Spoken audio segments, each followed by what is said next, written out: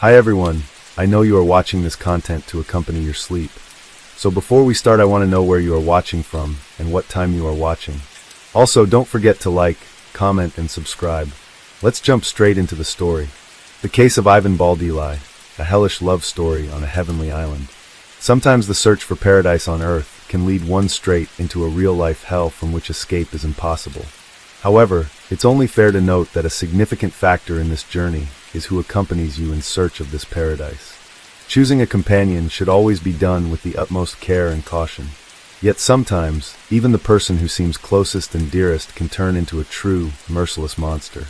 The tale of Ivan Baldeli and Brian Brimmager began like something out of a fairy tale. Ivan thought she had found true love, for which she was ready to run to the ends of the earth. However, from the very beginning, her relationship raised concerns among Ivan's family, who disapproved of her partner. Unfortunately, the family's worries were not unfounded. This complex case started in 2011, when a happy and in-love Ivan left with her beloved for a tropical island. As it turned out, she was heading straight towards her own demise. Only several years later, disfigured fragments of her body were discovered in the swamp, bagged alongside the remains of her cherished pets. Ivan's family exerted considerable effort to achieve justice, efforts that cost another family member their life. Who is Ivan Baldeli?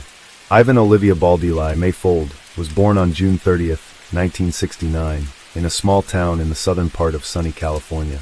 She was the third and youngest child of Marjorie and James Fold, growing up alongside her older brother Michael and sister Michelle, with whom she shared a close bond from childhood. When Ivan was 13, her mother passed away after a long illness. A year later, her father remarried to Lillian Faust, and the grown children developed wonderful relationships with their stepmother, a kind and caring woman who loved her husband's children as her own. Ivan received a solid education and explored several career paths, but her main passion was always fashion design, and she dreamed of turning her hobby into a profitable business. However, luck never seemed to be on her side when it came to her personal life. She was married twice, but both marriages ended in separation. Additionally, a surgery she underwent in her youth, followed by complications, left Ivan unable to have children. After divorcing her second husband, Kevin Baldeli, in 2007, Ivan lived alone in her small apartment with her beloved dog, whom she affectionately called her child. She remained in constant contact with her father and sister, calling them almost daily and making an effort to see her family at least once a month. Meeting Brian and the love triangle. In 2009, as Ivan was preparing to celebrate her 40th birthday, she met a Marine named Brian Brimmager. At that time, he was legally married and raising a young son with his wife. Despite this, Brian was open to having an affair and shared with his mistress how unhappy he was in his marriage, claiming he hadn't filed for divorce solely because of his child, whom he didn't want to distress. Baldeli fell for this fit and handsome man at first sight and believed every word he said. Having experienced the pain of a loveless marriage herself, and knowing how hard it can be to leave such a relationship, she didn't rush her partner, believing that the presence of a child was indeed the main obstacle. However, Brian wasn't as straightforward and sincere as he appeared. From a young age, his attractive looks had made him very popular with the opposite sex. He was accustomed to juggling multiple relationships simultaneously and expertly deceived the women who fell for him, promising each one marriage, a family, and eternal love. It soon came to light that the married Brimmager was not only seeing Ivan, but also had another mistress. This other woman was Christine Verhoeven, a stunning blonde with extensive connections. She was an analyst at the White House and had made a remarkable career during George W. Bush Jr.'s administration. When Ivan discovered the existence of another rival, she decided to confront the issue head-on and was ready to fight for the man she loved. Gathering her courage, she called her lover's wife to inform her that Brian was cheating on her with not just one, but two women. This revelation sparked a major scandal, forcing Brian to make a difficult choice. Eventually, he chose Ivan, though it's possible she pressured him into making this decision. A few months later, Brian officially divorced his wife and moved in with his new love interest. At that time, he was still serving in the Marines, but had been contemplating ending his military career for a while. The couple seemed genuinely happy, but Ivan's relatives remained wary of her new partner, doubting the sincerity of his feelings. Moving to a tropical paradise. In the summer of 2011, Brian began to talk about radically changing his life, leaving the service, moving away from the bustling city and settling down on the tropical island. Ivan shared his sentiments, supported him in everything, and was ready to follow him wherever and whenever he decided. She believed she had met the most important man in her life and adored him. By September of the same year, the decision was final. The couple chose to move to Panama and settle on the small island of Carnero, a place that could truly be called a paradise. Ivan informed her family just before leaving, so they had no chance to persuade her to reconsider. Ivan sold her apartment, quit her job, and started packing for the journey. She took only a few bikini, shorts, tank tops, and her sewing machine, hoping to fulfill her dream of opening a small boutique to create and sell custom outfits to tourists on the new island. In early September, Brian, Ivan, and her beloved little dog flew to Panama. They spent a couple of days in the country's capital before taking a ferry to Carnero Island, where they rented a house right on the oceanfront. The climate was hot and humid with little temperature variation, attracting a steady flow of tourists throughout the year, primarily diving and surfing enthusiasts. The island was just 1 square kilometer, so one could leisurely walk around it in about an hour. All the infrastructure was located along the coast, while the interior was dense jungle and swampy areas teeming with venomous snakes, spiders, and other wildlife, making it unsafe to venture into. Brian, who had been an excellent guitar player since his youth, brought his instrument with the intention of starting a musical career on the island, performing in entertainment venues. Within a week after moving, he had made connections with several local bar owners, and one of them happily offered him a job. He played in the evenings, entertaining the crowd, but his appreciative audience often bought him drinks as a compliment, leading him to drink heavily almost daily. Ivan's business also developed very slowly, with weak sales and virtually no profit. However, she didn't lose heart. She started working at one of the bars, and even adopted a second dog she found on the island and decided to keep. She communicated with her sister Michelle Valenzuela almost daily, sharing everything, but her messages became increasingly shorter and more somber, which worried her family. The first few months on the island seemed like paradise to the couple. Ivan hoped that Brian would propose, and they would have a romantic wedding ceremony on the ocean shore. But time passed. Brian didn't rush into marriage, and their relationship rapidly deteriorated. The mysterious disappearance. In early December, Michelle stopped receiving messages from Ivan, which raised her concerns significantly. Then, on December 14, 2011, Brian unexpectedly called Michelle, inquiring when he could stop by to pick up his SUV, which he had left in her garage before heading to Panama. This call in question caught Michelle off guard. It meant Brian had returned to the U.S. and wanted to retrieve his vehicle. But where was Ivan? Why hadn't she come back or even called? In response, Brian claimed he had explained everything in an email sent a few days earlier. He also mentioned that his now ex-girlfriend had supposedly sent her a message explaining the situation. Michelle checked her messages but found nothing, so she turned to her email. Indeed, there were 2 unread messages, one from her sister and one from her boyfriend. In his message, Brian stated that Ivan had left him, running off with a new lover to Costa Rica. The other message, supposedly from Ivan, claimed she had left Brian upon discovering his infidelity and learning that another woman had given birth to his child. It concluded with her saying she had met another man and gone to Costa Rica with him. The other woman turned out to be Brian's old friend, Christine Verhoeven, with whom he had been involved all along, and who was pregnant with his child when he and Ivan flew to Panama. At first glance, everything seemed plausible and logical, especially since Ivan couldn't have children. The news that her partner had fathered a child with someone else could have been devastating for her.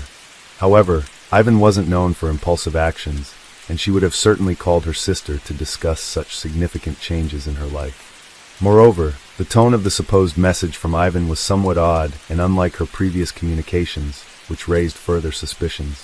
When Michelle tried to determine her sister's current whereabouts, she couldn't get any concrete information.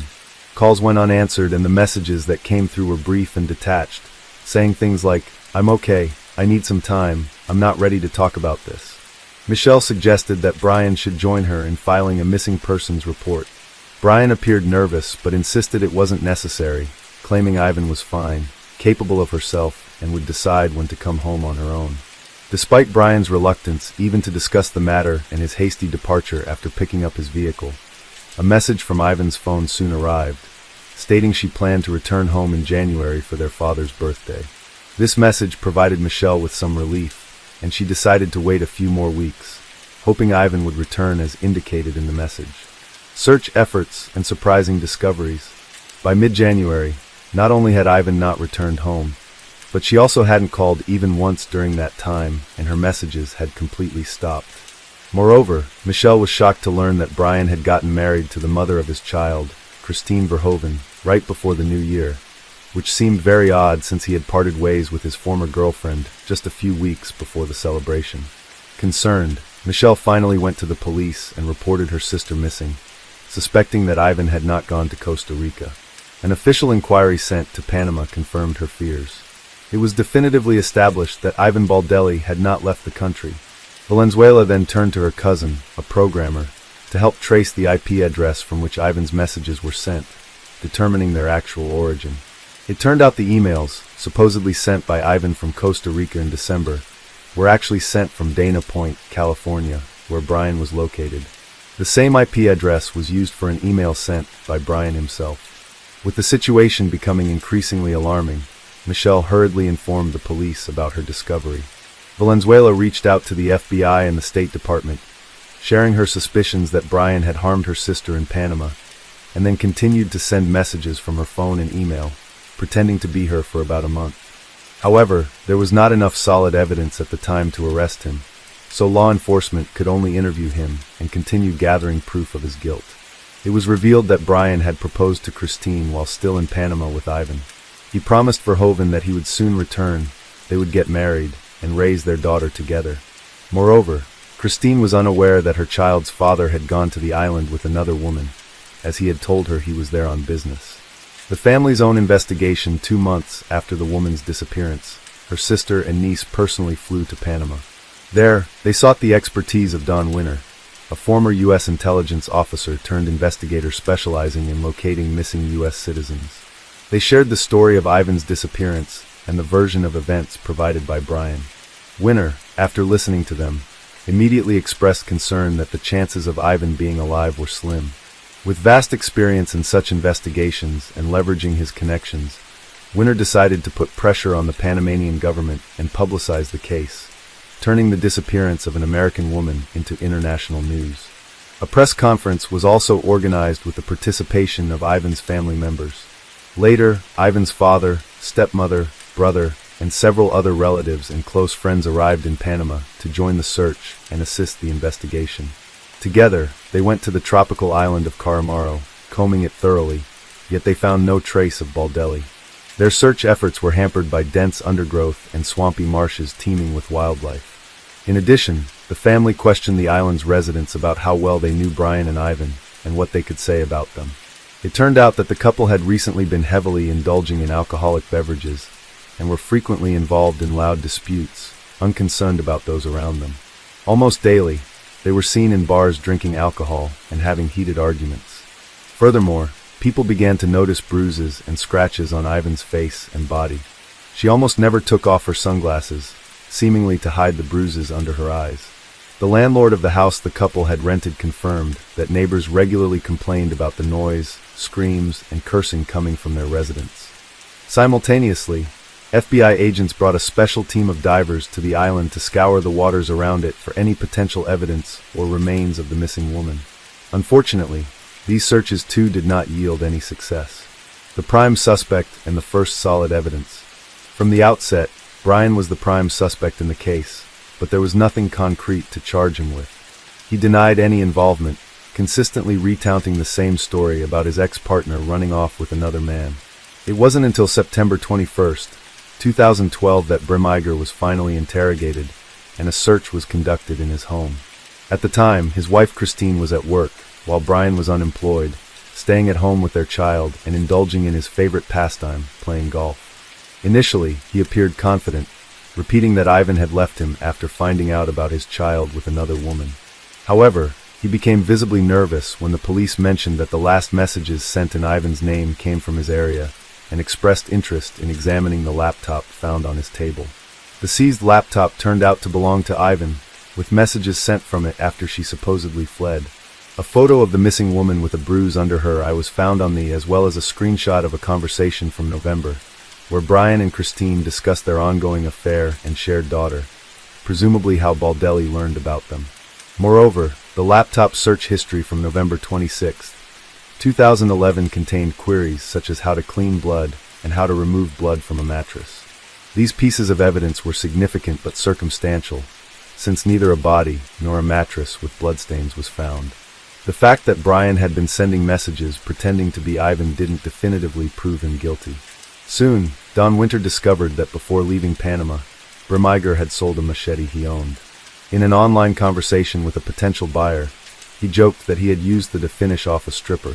The joke was macabre, prompting authorities to track down the new owner of the machete and seize the blade for examination, which initially revealed nothing conclusive. The police overlooked another crucial detail, Ivan's bank card, which Brian used after her disappearance. To add credibility to his story, before returning to the States, he decided to make a trip to Costa Rica and use the missing woman's card a couple of times, creating the illusion that she had indeed fled to that country. He paid for his tickets in cash and withdrew money from different locations in San Jose, draining the card before discarding it. However, Bremiger failed to consider that he was captured on surveillance cameras at the ATMs. It wasn't until July 2013, a year and a half after the woman's disappearance, that her relatives, armed with all the evidence gathered by the police, FBI agents, and Don Winter, finally managed to secure Brian's arrest. Initially, he was detained on charges of making false statements and obstructing the investigation, as there was nothing more substantial to charge him with at that time. By then, he had become a father for the second time. Christine had given birth to a son just a week before his arrest. Authorities attempted to engage the suspect in a candid conversation, offering him a chance to confess to the crime and disclose the location of the body, but Brian consistently denied any wrongdoing. His lawyer also insisted on the absence of a body or direct evidence, proving Ivan's demise and Brian's involvement in it. The gruesome discovery in the swamp just 2 months after Bremiger's arrest, a significant breakthrough occurred in the case.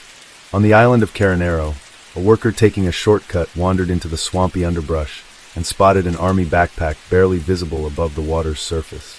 Driven by curiosity and hoping to find something valuable or useful inside, he looked in the bag, only to recoil in horror at the sight of a human skull staring back at him. He immediately reported his find to the police, and responding officers took the backpack for examination. Inside were fragments of a human body along with the remains of 2 small dogs. The remains had been chopped up, placed in the bag, and discarded in a location where it was assumed they would never be found. DNA testing confirmed that the human remains belonged to Ivan, although limbs were missing. Pathologists also determined that she had been brutally beaten before her demise, with a broken nose, cheekbone, and several missing teeth. The demise of the dogs was probably orchestrated to lend credence to the narrative, as it seemed implausible that she would willingly leave behind her cherished pets on the island, suggesting a scenario where they were eliminated and laid to rest alongside their owner. When the chop marks found on the victim's bones were matched with the blade of the machete, there was no doubt. The body had been dismembered using this weapon, as each blade has its own signature, akin to a person's fingerprints. With this evidence, Brian was formally charged with murder, dismemberment, and concealing a crime. The trial and verdict in early 2014, Michelle Valenzuela was diagnosed with an advanced stage of aggressive cancer. She had been so consumed by the investigation into her sister's case that she neglected her deteriorating health, postponing visits to the doctor. After undergoing intensive treatment for about 6 months and realizing it was in vain, she decided to dedicate the last months of her life to seeking justice for her sister. In September 2014, when doctors told Michelle she had only a few weeks left, she declared that although she was losing her battle with the disease, she would continue to fight for her sister until her last breath. Choosing to make her testimony in front of Brian, she detailed everything she knew and submitted all their correspondence with Yvonne to the court. She meticulously described Brian's actions after her sister's disappearance and then fainted from weakness. Michelle passed away 3 days later. The prosecution argued that on the evening of November 26th, following another argument with Yvonne, when she discovered Brian's communications with Christine, Brian, in a fit of rage and under the influence of alcohol, assaulted Yvonne and then fatally stabbed her. He then dismembered her body in the bathtub using the machete, also using it to take the live Yvonne's beloved dogs and place the remains in his military backpack. The limbs that didn't fit in the bag were dumped in the ocean, dropped off a rocky cliff early in the morning along with the blood-stained mattress. Brian carried the backpack deep into the island and submerged it in a swamp. For the next few weeks, he continued living in the same coastal house, meticulously erasing any evidence of the crime. He told everyone on the island a story about his flighty girlfriend leaving him for a new lover, a story that sounded convincing enough that locals sympathized with Brian, and he even managed to find a new girlfriend, Nicole Powell, who comforted him for a few weeks until his departure to the U.S. However, at the trial, Nicole testified against Brian, accusing him of lying and cruelty. Faced with irrefutable evidence, Brian was forced to admit his guilt, but insisted that it was self-defense, claiming Yvonne had first attacked him with a knife, which he then used against her. He claimed all subsequent actions were carried out in the state of shock, asserting he didn't remember dismembering and packing the body, taking the lives of the dogs, and so forth. However, his internet searches and attempts to eliminate evidence spoke to his full awareness, and attempts to fabricate a story to justify Yvonne's absence. In the spring of 2016, Brian was found guilty of manslaughter and sentenced to only 26 years in prison, with the possibility of parole in 2035. His service in the Marines was considered during sentencing, allowing him to avoid a life sentence. Lastly, Brian's wife, Christine Verhoeven, stated she still believed in her husband's innocence and would support him no matter what. An innocent victim of her spouse's perverse passion. They say that an adult is simply impossible to re-educate because it is a formed personality with its views, way of thinking, preferences, character, and temperament. However, some women are sure that patience and pedagogical talent can work wonders. More experienced women realize that it is important from the very beginning to consider the man who is next to her, to study his shortcomings, and to understand whether she can live together with them, because falling in love and passion will pass, and the negative qualities with age will only worsen. If it is not about some minor shortcomings, but about real problems such as addictions, pathological tendency to lie and violence, and so on, it is better to run away from such a person without looking back. But in women, often in such cases, manifests the rescuer syndrome, an acute desire and irrepressible desire to help at the cost of their own well-being. It is this syndrome ruined a young British woman named Vicky Roberts, who almost 3 years struggling for her love, trying to re-educate her cheating husband with sadistic tendencies. Unfortunately for the girl, all her efforts turned out only pain, humiliation, and cruelty. Vicky and Michael Roberts. Vicky Roberts, born Victoria Smith, was born in September 1984 in the county of Cheshire in the northwest of England. She was the younger of 2 daughters in a rather conservative and deeply religious family. Together with her sister, she attended a Christian school and also practiced music and sang in the choir.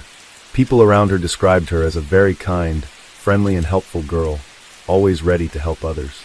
After graduating from high school, Vicky went to university and at the same time got a job in one of the stores of the chain IKEA to pay for her own education.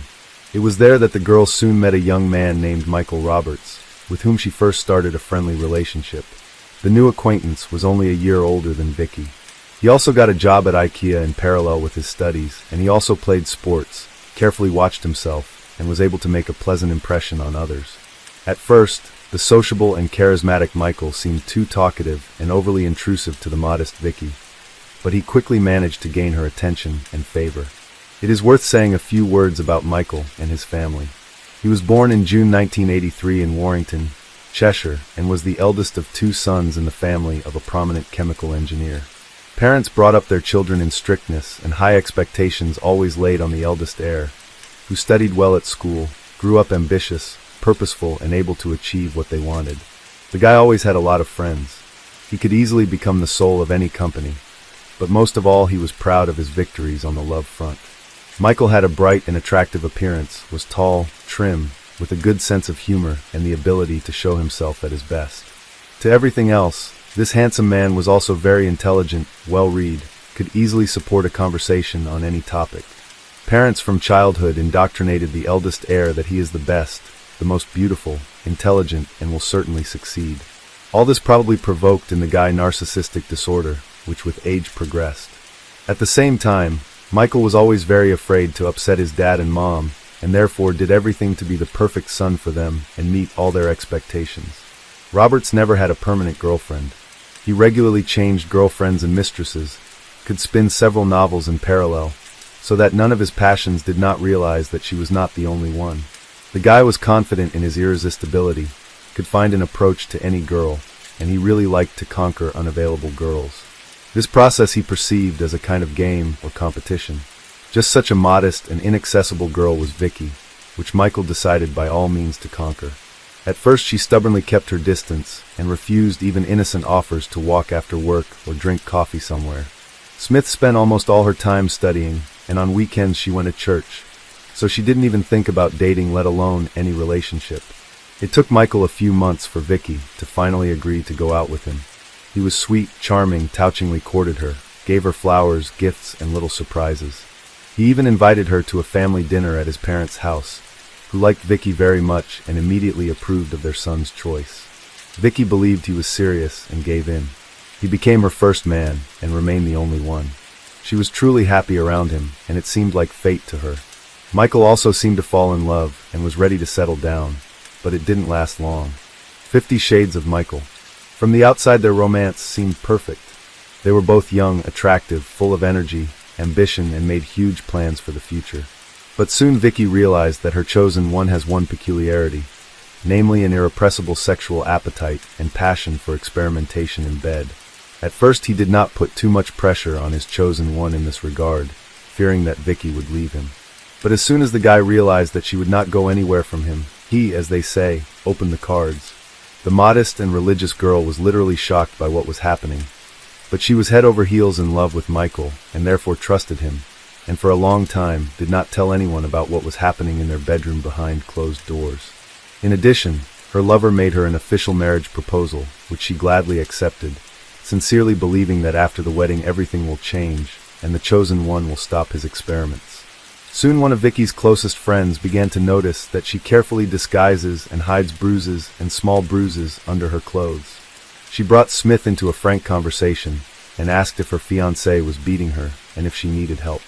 Vicky tried to deny everything, but then still admitted that all these marks are the consequences of intimate experiments. Michael, who had a special passion for binding, the use of various toys and devices.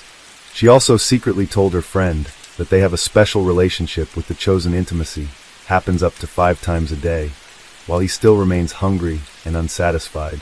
Michael considered himself a skillful lover, and intimacy for him was a kind of art and a way of self-expression.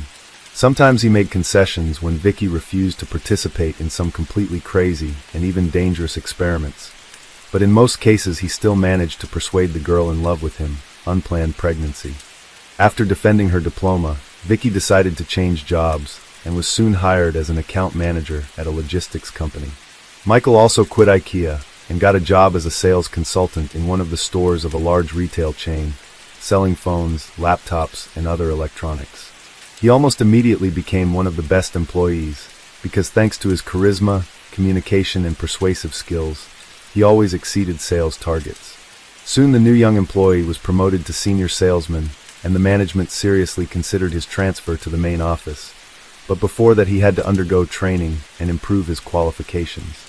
Michael enjoyed attending training sessions, going on business trips to London, and was very proud of himself. He seemed to have forgotten all about his young fiancée, and only remembered when he needed intimacy. They didn't talk about each other, they hardly ever went anywhere together, and outside the bedroom Vicky seemed to cease to exist for him. At the same time, he began to have affairs on the side with colleagues, clients, and just casual acquaintances. Michael was literally obsessed and addicted to intimacy with different women, and constant new victories on the personal front were an important part of maintaining his self-esteem. At this time, Vicky discovered that she was pregnant and happily broke the news to her fiancé. They had already delayed the wedding, and it seemed to the girl that now Michael would hurry things up, but the news that he was going to be a father only made Michael angry and mad. He immediately began to insist that the child should be gotten rid of, because they are still so young, and they have their whole life ahead of them, and with offspring can wait. Vicky was shocked by such words, but flatly refused to terminate the pregnancy. Then the groom decided to press her in another way. Michael began to convince the bride that such news will cause anger in her religious parents, because their youngest favorite daughter lived with a man and got pregnant without being married. However, according to him, the termination of pregnancy will be hidden from everyone, and after the wedding they will certainly have children.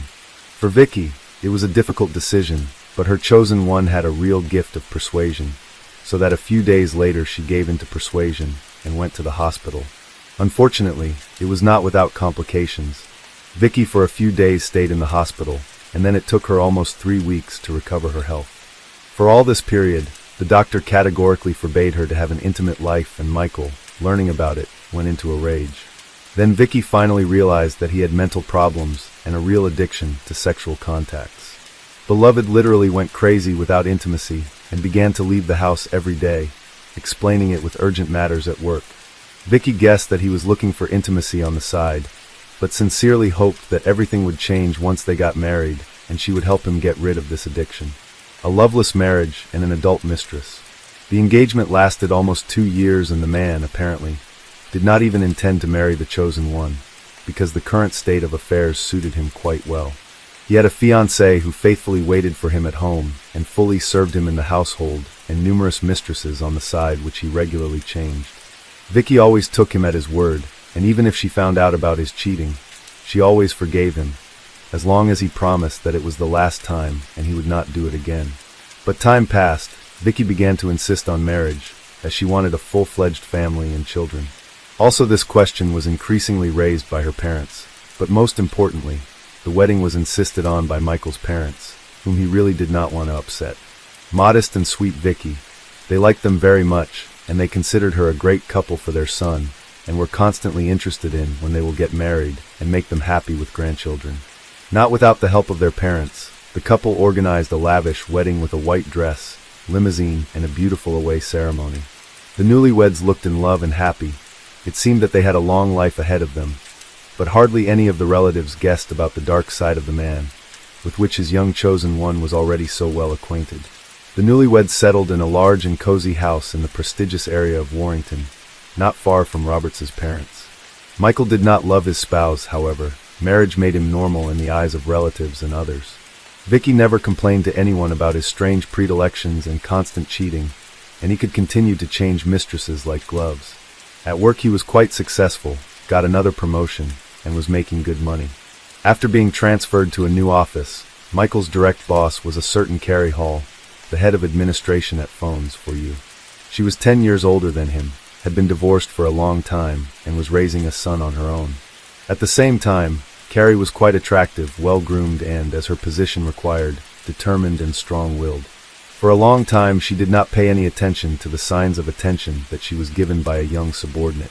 However, for the guy it became a kind of signal to action. He sought to achieve this woman, connecting all his natural charm and eloquence, and after about a month, Carrie reciprocated. Lovers began to meet regularly in hotel rooms, and their relationship the woman later described as turbulent, passionate, and full of experimentation. Carrie was a mature, self-confident woman. She was undoubtedly flattered by the attention of such a young man, and she was also not opposed to trying something new.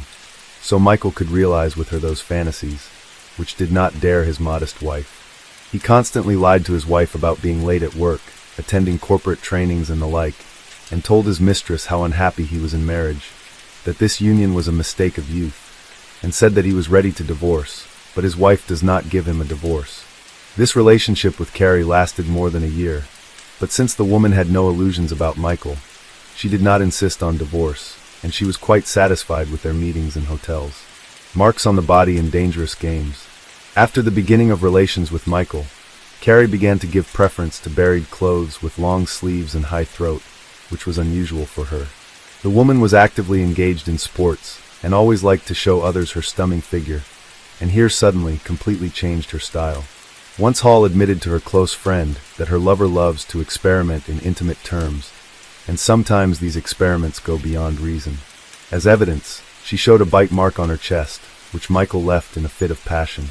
Also on her neck there were blue marks from squeezing by his hands, and on her wrists there were marks from the ropes, with which the boyfriend liked to tie her, so that she was completely in his power.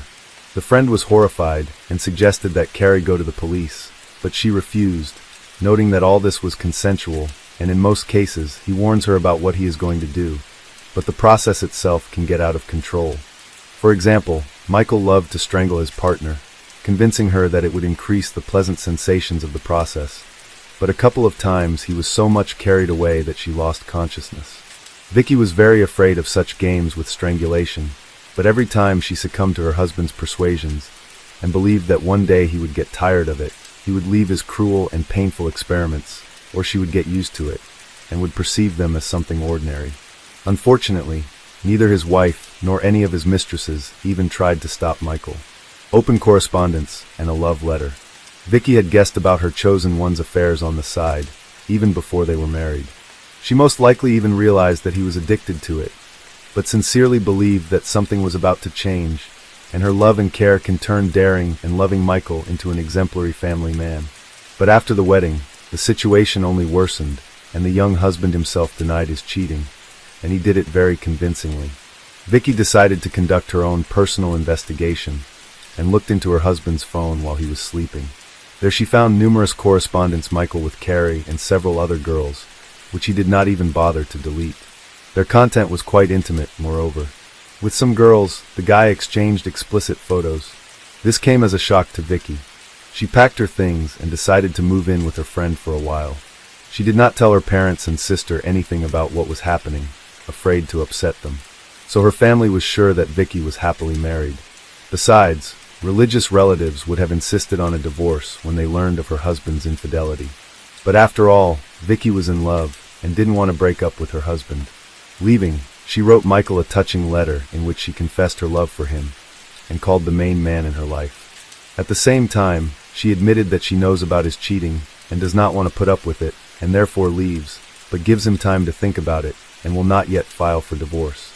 She wrote it all by hand on paper and left it on the refrigerator with a magnet. Michael was not touched by the message or saddened by the departure of his wife, but he did not want to lose a quiet and submissive woman who always waited for him at home, fully served in the household, and tolerated any of his antics as well as peculiar predilections. That same evening, he followed Vicky to her friend's house, picking up a large bouquet of flowers on the way. Michael on his knees apologized and begged her to return to him, promising that from now on, she would be his only woman. Vicky once again believed, or rather, she wanted to believe, and returned to their home, a new mistress. Naturally, Michael did not leave Carrie and continued to meet with other women, but for a while he was extremely careful, and even tried to come home for dinner, which his wife carefully prepared. He hid his phone, deleted correspondence, and even changed the password from his social networking page. At that time, he began to have an affair with a new young female employee of the company, Karen Wilson, not stopping the relationship with Carrie. At that time, the girl had a fiancé, and she was preparing for the wedding, but Michael began to persistently pursue her, making himself a miserable lover. He was so attracted to the new object of the hunt that after 2 months, he decided to break off the relationship with 33-year-old Carrie Hall, which he was tired of. The man told Karen a proven legend about how he is unhappy in marriage, and for the sake of her ready to leave his wife. Soon she surrendered, and between them happened intimacy right in the office, and a week after that she broke off the engagement and waited for the lover to respond. However, Michael was not going to divorce, but also to interrupt the connection with a new mistress. He did not want, and therefore just lied to her that he had already filed for divorce and moved to live in the house of his parents. Fatal blackmail. Vicky soon suspected that her spouse continued to cheat on her, and this time decided to act for sure. She took Michael's phone while he was in the shower, but could not find anything there, because he had taken into account of his previous mistakes and deleted all text messages, and on the page in the social network now had a different password. Then Vicky waited until her husband fell asleep and took his work laptop, which he always carried with him, and on which, as it turned out, he did not leave his account in the social network. There Vicky found correspondences with an already new girlfriend, in which her husband confessed his love to her, claimed that he was divorcing his wife and living with his parents. It was a real shock for her. She took screenshots of the love and intimate messages exchanged between the couple and saved them on her laptop, so that she could have proof of her husband's infidelity. Vicky also looked in her husband's wallet, where she found several folded checks for hotel rooms. In the morning, she presented all this to her spouse, and for the first time in their entire time together, she gave him a scandal. Michael was discouraged. He tried to apologize again, and promised that it would not happen again. But Vicky suddenly said that she would tell his parents about everything, hoping that they would be able to talk some sense into him, since she could not do it. Michael was literally mad from such threats. He did not want his parents to know anything, and slapped his wife. Then Vicky got up and said that she would go to them immediately, and then headed for the door. Her spouse caught up with her, hit her twice in the head with a heavy jewelry box he grabbed from the dressing table, and after she lost consciousness, he squeezed her throat with his hands until she stopped breathing. The man felt no pity or remorse. He wrapped the body in a blanket and packed it into several large garbage bags, and then carried the gruesome bundle into his garage.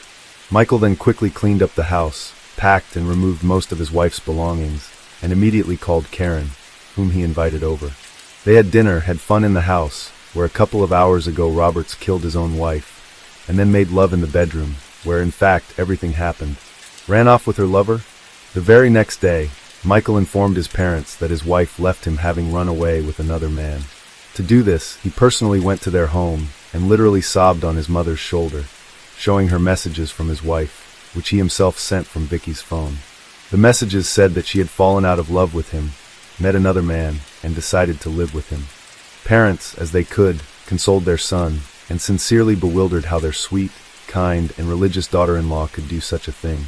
In parallel with the phone of the deceased, Michael sent messages in her parents, which said that she fell in love with another, left with him, and asked for now not to bother her and give time. Naturally, the couple Smith immediately rushed to call their daughter to find out everything and hear her explanations, but the calls were constantly rejected, and in response only came messages asking to give her time.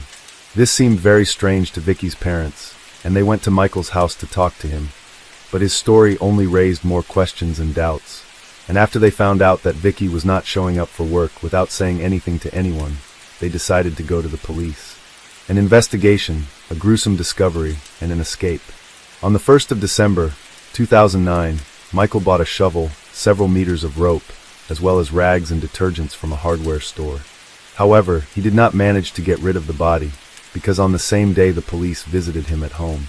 Then the police could not find anything suspicious, but Michael's behavior and story raised a lot of questions and doubts. However, the strangest thing was that they did not pay attention to the huge package in the corner of the garage during the inspection.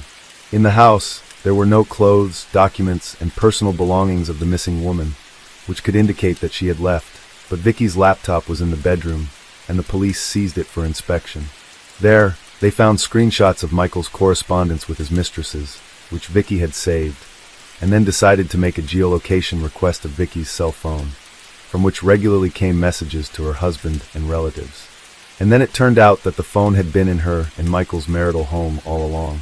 After that, law enforcers again visited the house of Roberts and conducted a more thorough search, finally unwrapping a strange package in the garage. The find shocked everyone present, but then it was discovered that Michael, who had been walking with the police all this time, disappeared somewhere right under their noses. He took with him a wallet with cash, so that several days he managed to hide without giving himself away. Arrest, trial, and conviction. When the money ran out, Michael came to one of his mistresses, whose name was Lavinia Talley, and asked to live in her house for a while. In the evening, the girl heard from the news that her lover was wanted on charges of murdering his wife, and immediately, without hesitation, reported to the police about his whereabouts. At the time of his arrest, Michael was crying, and said he was innocent of anything. The man insisted that his spouse died during their intimate games when she asked to strangle her with a robe belt, and he overdid it. However, forensic experts found that firstly, the woman was strangled with her bare hands, secondly, she was attacked from the back, and thirdly, there are 2 extensive hematomas on her head received during her lifetime, which can definitely have nothing to do with intimate relations. The trial of the perpetrator began in January 2010. The defendant kept insisting that his wife's death was the result of an accident and hoped for leniency. However, the autopsy results presented by experts proved that the man in cold blood hit his wife twice on the head and then strangled her and hid the body in the garage. Michael Roberts was found guilty of first-degree murder and sentenced to life in prison. A Paradise Beach turned into a death track for lovers. It is believed that an investigation on the heels of a crime is the most effective and often leads to success. The methodology itself implies immediate response, operational collection of evidence, and questioning of witnesses, which significantly increases the chances of quickly solving the case and holding the guilty accountable. However, if it is not possible to identify the perpetrator, The investigation can drag on for years and even decades until the criminal case is frozen and transferred to the archive after the statute of limitations expires. However, sometimes unsolved and seemingly hopeless investigations receive unexpected developments many years later, which helps to find the right lead and achieve results when no one believed it anymore. The case of Lindsay Cutshall and Jason Allen, which had been gathering dust on the shelves for almost 15 years, is a prime example of this. At the time, it was not possible to solve it despite the operational actions of the investigative team and the high reward offered for any information. The main problem was the lack of motive for such a brutal act against the loving couple. In addition to this, it was not possible to find any witnesses, murder weapons, or any significant clues. It was a typical dead end, and no one hoped that the truth would ever be discovered. However, a decade and a half later, solving this case was helped by another brutal crime. It also turned out that at least 4 people knew what had happened, but all these years, they remained silent. Who were Lindsay Cutshall and Jason Allen? Lindsay Cutshall was born in the small town of White Eyes in Coshocton County, Ohio, in 1982. She grew up in a very religious family, and her father was a pastor of a Christian community. Despite a strict upbringing from childhood, she was very active, engaged in sports, and later became interested in hiking and extreme tourism. After finishing school, Lindsay became a student at Appalachian Bible College in West Virginia. During those years, she regularly climbed mountains of various difficulty levels, rafted down turbulent mountain rivers, and even organized hikes herself. The young woman dreamed of founding her own summer camp for children and teenagers, where she could teach them the basics of survival in the wild, rafting, tourism, and so on. Jason Allen was born in the city of Zeeland, in the American state of Michigan, in 1978. He also grew up in a deeply religious family, and from a teenage age was seriously interested in hiking tours, mastering survival in the wild. The young man was tall, athletic, toned, possessed leadership qualities, and was able to find like-minded people to conquer new heights. The couple met in 2002 during a hiking trip in the Appalachians. At that time, Lindsay was still a student, while Jason worked as a mountain guide and climbing instructor. The young people immediately felt mutual sympathy, and just 6 months after their first meeting, the young man came to the girl's parents and asked for their daughter's hand in marriage. Her parents were not opposed and gave their blessing to the lovers. The young man's parents also approved of his choice, after which the couple was officially engaged. Allen presented the young woman with a beautiful diamond ring for this occasion, which was soon to be complemented by another, an engagement ring. The young couple planned to get married in September 2004, had big plans for their future together, and wanted to buy their own large house where they could live comfortably and raise their children. Unfortunately, these plans were not meant to come true. The final trip. In the summer of 2004, Lindsay and Jason worked as senior counselors at a Christian summer camp called Rock in Water, located in El Dorado County, California. After their wedding, they planned to open their own similar camp, so they were gaining experience and learning the nuances of working with the younger generation. On the evening of Friday, August 14th of that year, the couple decided to take a weekend trip to the San Francisco area. They informed their colleagues of their plans in advance, leaving 2 of the most experienced counselors in charge of the camp. Lindsay and Jason promised to return by Monday, so their short journey was expected to cause no complications either for the couple or for their temporary replacements. They set off in a 1992 red Ford Tempo, owned by Lindsay, and that was the last time anyone saw them alive. By Sunday evening, the counselors had not returned to the camp, but no alarm was raised then, as everyone was confident that the couple would arrive either late at night or early Monday morning. However, when it was discovered after the morning roll call at 8 a.m. that Jason and Lindsay were still missing and their phones were unreachable, their colleagues decided to contact the police and also inform the missing couple's families about the situation. The parents, horrified upon hearing the news, rushed to the camp to learn more about the incident. Everyone knew that the couple was very responsible in their duties. They were never late, and if any unforeseen circumstances had occurred, they would have found a way to communicate that. The challenging search upon arrival at the camp, law enforcement officials interviewed the couple's colleagues, and the investigation immediately encountered a serious problem. No one could precisely say where the young couple had gone. It was only known that they planned to explore around San Francisco, and given their great love for adventure and extreme leisure, They could be in the most remote corners where there was neither communication nor civilization. While the police waited the legally mandated 2 days during which the missing were expected to report themselves, relatives and friends decided not to just sit back, but to organize a search themselves. They called everyone they knew, trying to find out when the couple last made contact with anyone, distributed flyers with photos of the bride and groom, and requested anyone who might have seen them to respond immediately. By Tuesday, law enforcement had joined the search operation. The main search unfolded around San Francisco, its suburbs and surroundings. However, the area was vast, and it was simply not possible to thoroughly comb through it. Then, one of the friends noted that the couple loved the wild, rocky beaches that were always beautiful and secluded, prompting the police to focus on these areas. Bodies in sleeping bags.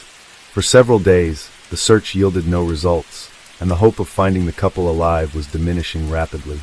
Then, on Wednesday, August 19th, a patrol helicopter flying over one of the rocky, wild beaches reported that 2 bodies were found in sleeping bags on the desolate coast, and it seemed unlikely they were just resting there. The first thing police encountered upon arriving at the scene was a red Ford Tempo parked on a cliff near a lookout point in a small shelter for tourists, from which a steep trail led directly to the scenic, wild beach. The car was immediately checked in the database and found to belong to the missing student, Lindsay Cutshall. Descending the trail to the beach, law enforcement found 2 bright sleeping bags containing individuals. At first, it might have seemed they were merely sleeping, but no response came to calls or noise. Approaching closer, the officers saw that the sleeping bags contained a young man and woman, both showing no signs of life. A brief initial examination suggested that their lives had been taken by gunshot wounds to the head, and given the distinctive smell of decomposition, they had been there for more than a day. All the belongings of the deceased, including mobile phones and wallets containing bank cards and cash, were found beside them. Therefore, a robbery as the main motive was almost immediately ruled out. The keys to the parked car above were also visibly placed, ruling out car theft as a motive.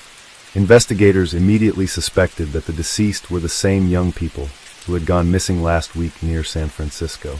Their suspicion was confirmed by documents found nearby under the names Lindsay Cutshall and Jason Allen, but the bodies still needed to be identified by relatives. The arriving parents of the couple, who had hoped until the last that the remains belonged to someone else, were devastated by grief upon recognizing their children. Investigation and initial theories. Thus, theories involving robbery or an attempted carjacking were dismissed since all valuables, money, and keys were left untouched in plain sight. Moreover, forensic analysis revealed no signs of physical assault or intimate assault on the bodies, except for the gunshot wounds to the head. It appeared that Lindsay and Jason were simply sleeping peacefully at the time of the incident and did not have a chance to react. They made no attempt to defend themselves, flee, or even get out of their sleeping bags. Everything pointed to a swift act that resembled an execution or vendetta. But who could have taken the lives of 2 individuals in such a brutal manner, and why? The questions multiplied, but no answers were forthcoming. There were no signs that anyone else had stayed in the area. The beach was quite secluded, and accessing it via the steep trail was challenging. Despite efforts, no shell casings were found nearby, leading investigators to theorize that the shooter either took them or threw them into the ocean. The shots had been fired at close range into the heads of the sleeping tourists, indicated by specific traces, so the casings, if not deliberately moved, would have been nearby. Interestingly, the beach appeared quite clean, yet a few meters from where the sleeping bags with the bodies were found, an empty beer bottle lay. The deceased did not drink alcohol as they led a healthy lifestyle, suggesting the bottle might belong to the mysterious shooter. This particular brand of beer was rarely found in the area and likely came from a neighboring state. As no other clues were found, this bottle was considered a significant lead, although it was unclear whether it had any connection to the shooter or the crime. A theory was proposed that the deceased might have had a conflict with someone the day before the tragedy, and their opponent returned at night with a weapon to settle the score. Although Jason and Lindsay were very friendly with everyone, it was not excluded that they might have inadvertently displeased someone either in appearance or for some other reason. Additionally, the shooter could have been intoxicated or mentally unstable. From the bullets extracted from the victims' skulls, experts determined they were fired from a Marlin brand rifle .45 caliber, model 1894, produced by Marlin Firearms Company. This was a rare weapon that might have been part of a collector's arsenal. Such models were typically used for hunting. This clue was significant for the ongoing investigation, but it remained the only one for the time being. Investigators speculated that the shooter was likely a male acting alone. He could have been a hunter, collector, or firearm enthusiast. The couple's route, search, and witness interviews. The investigation now aimed to establish the route the couple had taken, who they might have contacted, and when they were last seen alive. The first task presented few issues, as the couple had taken numerous photos, and their camera remained untouched among their personal belongings. Additionally, in the tourist cabin near the lookout point where they parked their car, there was a guest book where visitors could leave notes. The engaged couple had written a couple of entries expressing that it was one of the best weekends of their lives, filled with love, happiness, and the discovery of perhaps the most beautiful beach they had ever seen. It was discovered that on Saturday the couple had stopped at a fishing pier about 20 miles from where their lives were ultimately taken. This was evidenced by the photographs they had taken there, prompting law enforcement to visit the area and speak with locals in search of potential witnesses. Many remembered the young couple traveling in a red car. They were looking for a place to stay overnight, but found no vacancies in any of the 3 nearby hotels. This was because August is peak tourist season in the area, and most travelers booked their accommodations well in advance. The couple then dined at a local restaurant, walked around the area, took several photos, and set off again in the evening. According to everyone who saw and interacted with them, they were friendly, engaged in no conflicts, and appeared happy and carefree. None of the witnesses could recall anything suspicious or unusual. Notably, the beach where the bodies were found was located in a protected area where camping was prohibited. However, since the young people could not find a place to stay overnight, they decided to settle on the beach, but chose not to set up a tent, instead using their sleeping bags. They believed that on a warm August night on a secluded beach, they faced no threats, and planned to head back at dawn to return to the Rock and Water camp on Sunday as promised. This information helped narrow down the time frame during which the couple was likely taken from life. They went to sleep but did not survive until morning, indicating they were likely taken from life between 11 o'clock Saturday night and dawn on Sunday. The first suspect, although the investigation into the double taking of life was in full swing, and news broadcasts urged anyone with any relevant information to contact the police, law enforcement withheld certain details. In particular, the results of the ballistics analysis were kept secret to avoid alerting the suspect and prompting them to hastily dispose of the weapon used in the crime. Initially, suspicion fell on a local drifter who periodically slept on that very beach and had been seen nearby on the evening before the crime. The homeless man, mentioned by some witnesses, was quickly located, brought to the station, and interrogated. The 57-year-old suspect had no alibi for the night of the crime. However, his involvement could not be confirmed. The main reasons were the absence of the weapon used in the crime and the fact that his DMA did not match that found on the beer bottle discovered on the beach. A new phase of the investigation in 2006 for nearly 2 years. The investigation had been at a standstill with no clear direction on how to proceed. Then, in the spring of 2006, law enforcement decided to publicize the data they had on the weapon used in the crime and to reach out again to potential witnesses by offering a $50,000 reward for any useful information that could lead to the perpetrator. Following this announcement, about 1,000 calls came in, but most did not aid the advancement of the investigation. However, law enforcement became interested in 26-year-old Sean Gallen, pointed out by several locals. According to them, the young man collected firearms and bladed weapons, behaved aggressively, was frequently involved in conflicts, threatened acts of violence, and occasionally damaged other people's property. Sean was arrested and questioned. He had previously been on the police's radar for brawling, hooliganism, and driving under the influence of alcohol and drugs. He indeed had an impressive collection of weapons, but the specific rifle in question was not among them. Verifying his alibi from 2 years prior proved impossible, and his DNA did not match the sample found on the beer bottle at the crime scene, so Gallen had to be released. A suspect from another country? Simultaneously, another suspicious and aggressive drifter came under scrutiny, often seen with a firearm, frightening the local residents. His name was Joseph Henry Burgess, and he was 61 years old at the time of the couple's demise. Burgess often ranted about receiving commands from God. It was discovered that in the late 1970s, Joseph lived in Canada, where he also wandered aimlessly. In 1978, he joined the commune of the Children of God, positioning himself as a deeply religious person, and according to those around him, he was quite the fanatic. He soon had a conflict with two young people that escalated into outright enmity, and a few weeks later, these individuals were found lifeless, each with several close-range gunshot wounds to the head. Notably, their bodies were also discovered on a beach in sleeping bags, seemingly taken while they slept. By the time the police arrived, Burgess had vanished. His guilt was proven through numerous left-behind clues, but he could not be convicted as he had fled to the USA, crossing the border illegally. He managed to evade capture for nearly a quarter of a century until the police connected him with the double homicide on a beach in California. However, they were unable to interrogate him as a shootout occurred during his apprehension, resulting in the deaths of a police sergeant and Burgess himself, who opened fire. A fatal echo from the past. In the spring of 2017, in Forestville, California, a tragedy unfolded one night on March 14th. Gunshots rang out in the Gallon family home, prompting alarmed neighbors to immediately call the police.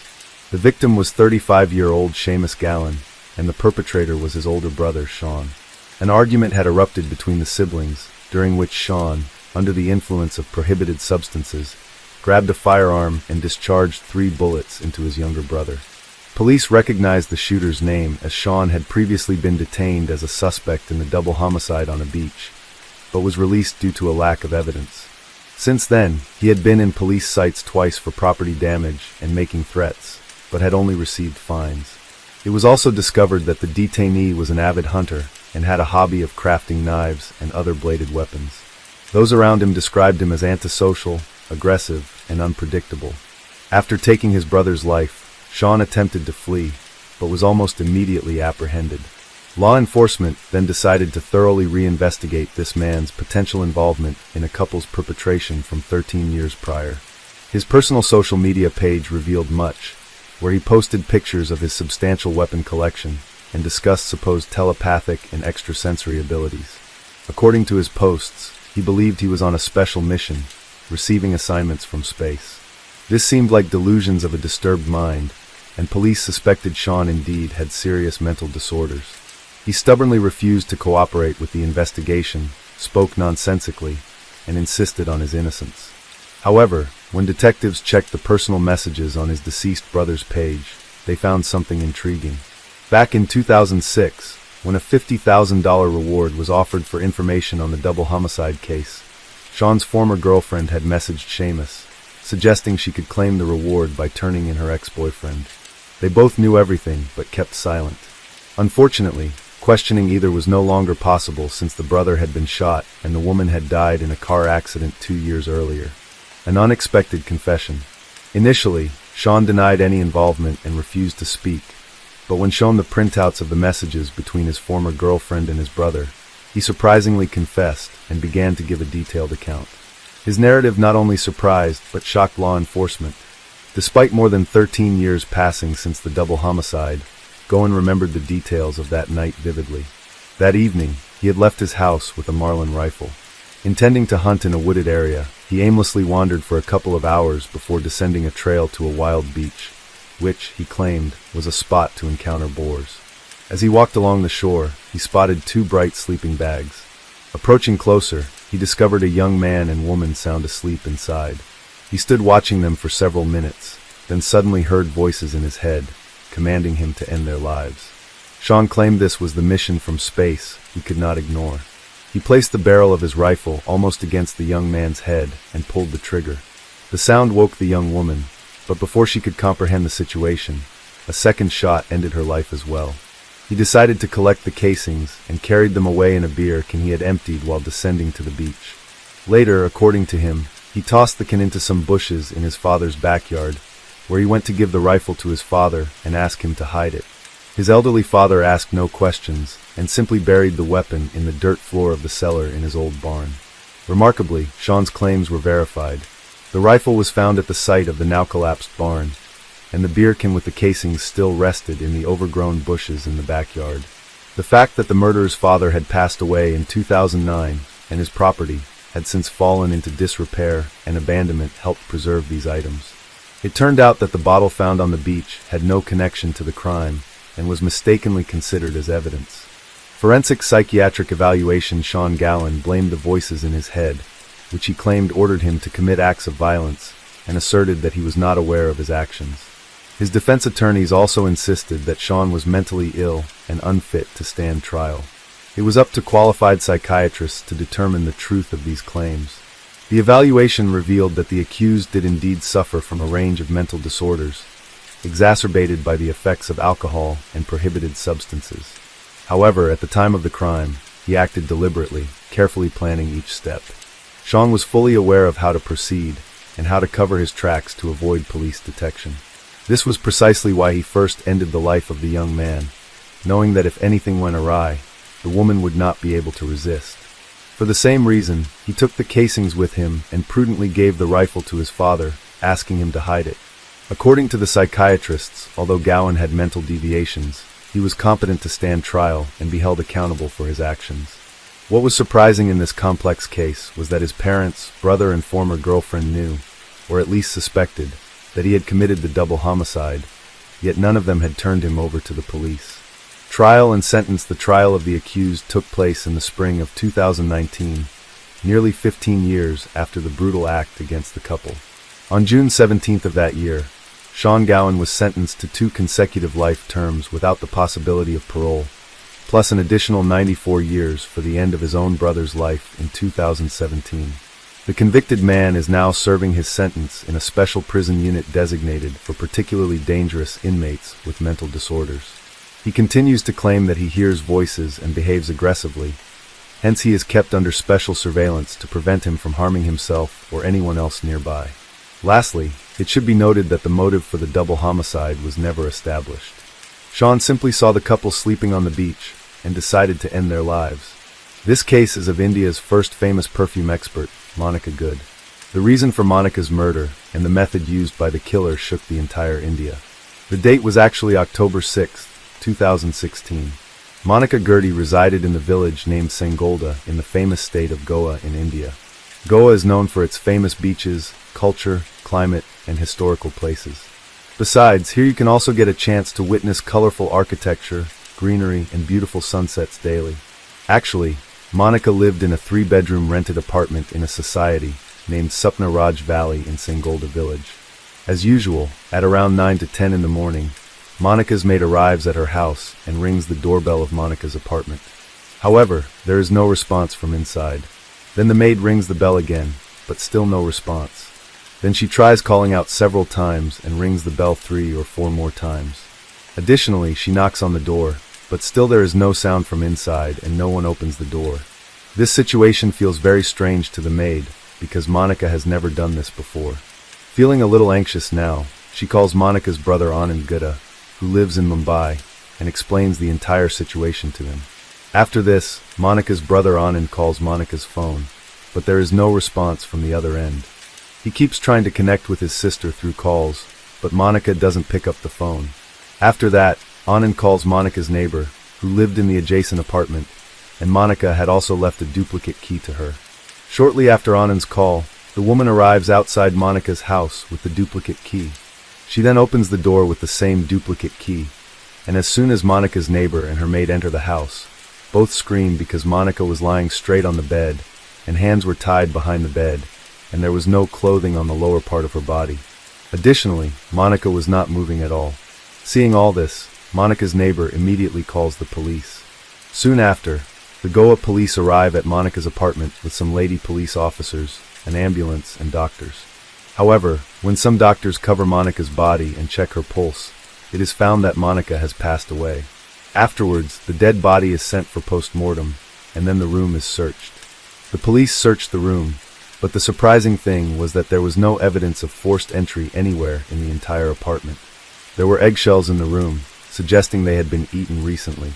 Then Monica's purse was checked, but apart from some debit card bills, the police found no evidence in it. Now to find evidence, the police consider examining all the CCTV footage in the society, but then they find out that there are no CCTV cameras installed in that society. Besides this, the police also question the people living in Sapna Raj Valley. However, nobody has seen any suspicious person entering or leaving Monica's house in the past day.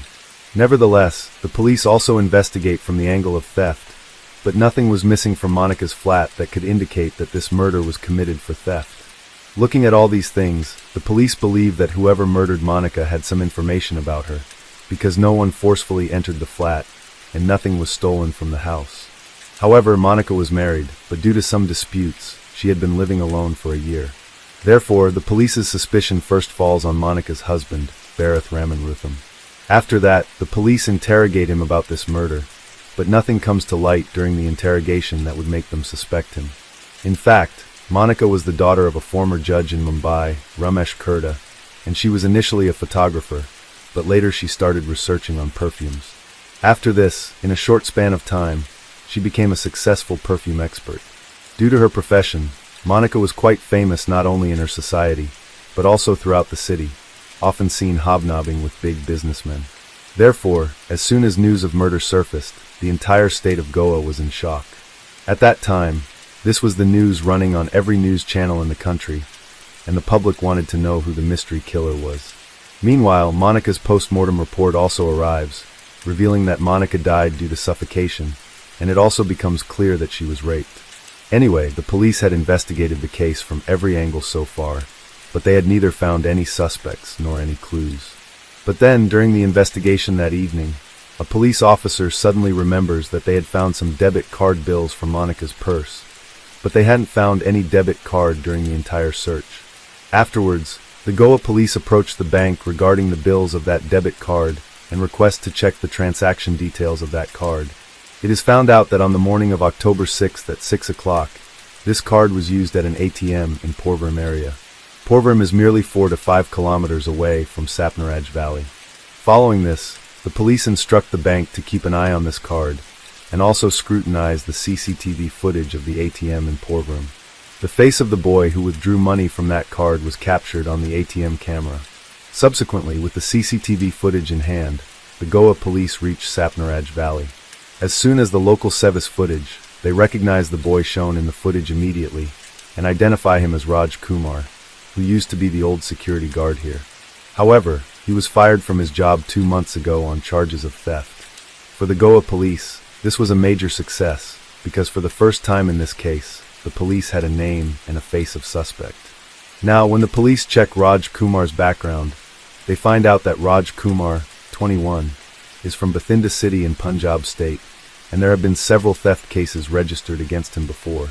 The police had all the information about Raj Kumar, but the challenge now was how to catch him. So, to catch Raj Kumar, the Goa police started waiting for the next transaction from Monica's debit card. Some time passes, and suddenly, the police find out that recently, some money has been withdrawn from an ATM in Bangalore city using this card. Let us tell you that Bangalore city is about 370 miles away from Sangolda village. Upon seeing this, the Goa police immediately spring into action and contact the Bangalore city police.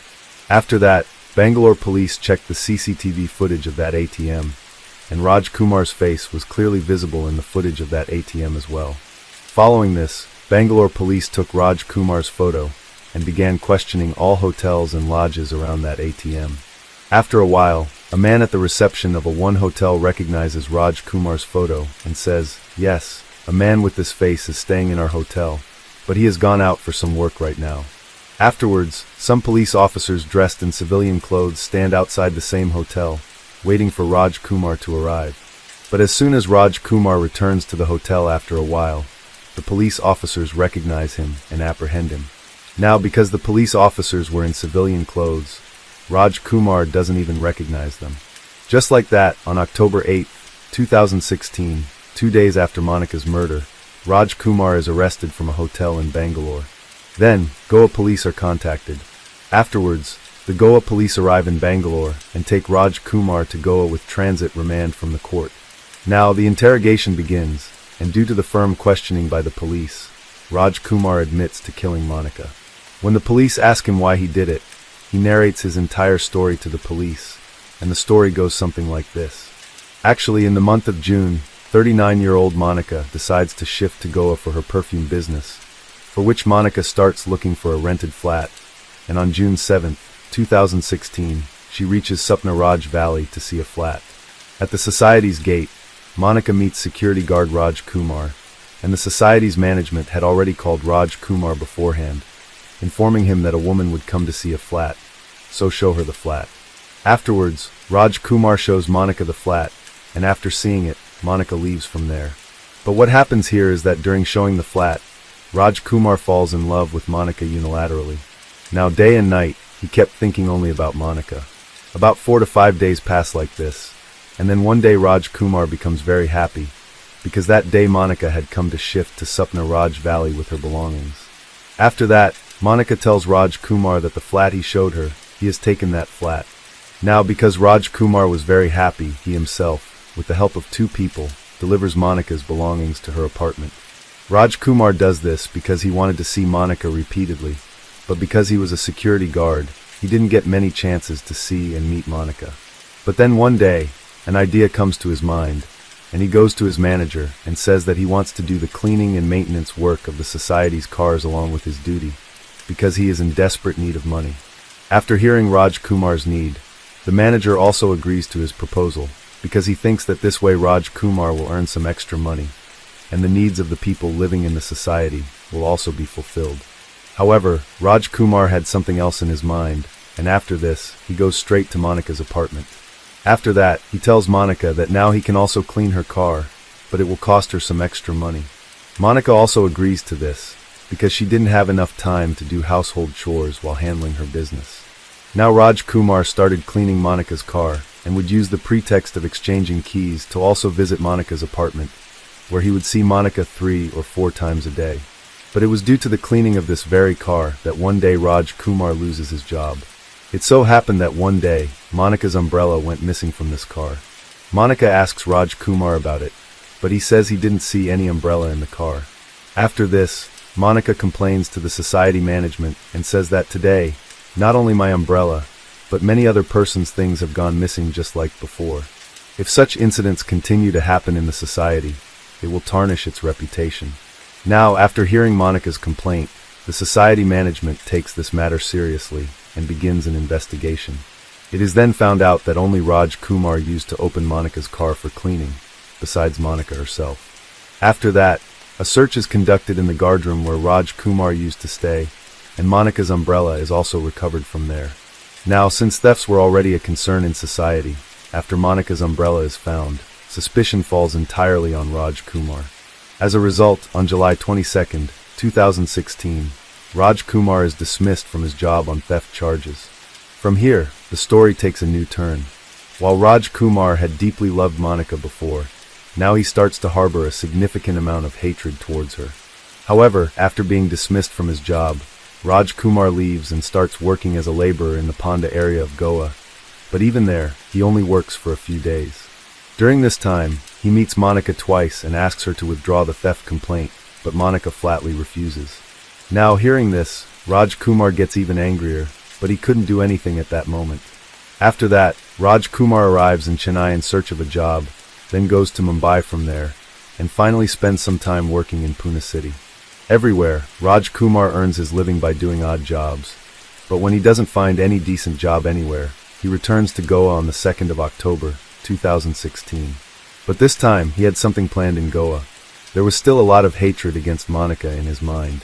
The very next day, that is, on the 3rd of October, in the afternoon, Raj Kumar reaches Sapna Raj Valley again. He enters the society through the main gate, and by chance, no one sees him entering. Then he goes straight to Monica's apartment below, but he notices that Monica's car is not parked there. Seeing this, he understands that Monica is not at home at the moment. However, instead of leaving from there, Raj Kumar decides to wait for Monica to arrive in the society.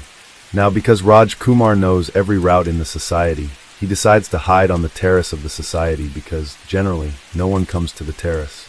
Meanwhile, Raj Kumar keeps looking down repeatedly and checks Monica's car, but even after the whole October 3rd passes, Monica's car is not seen.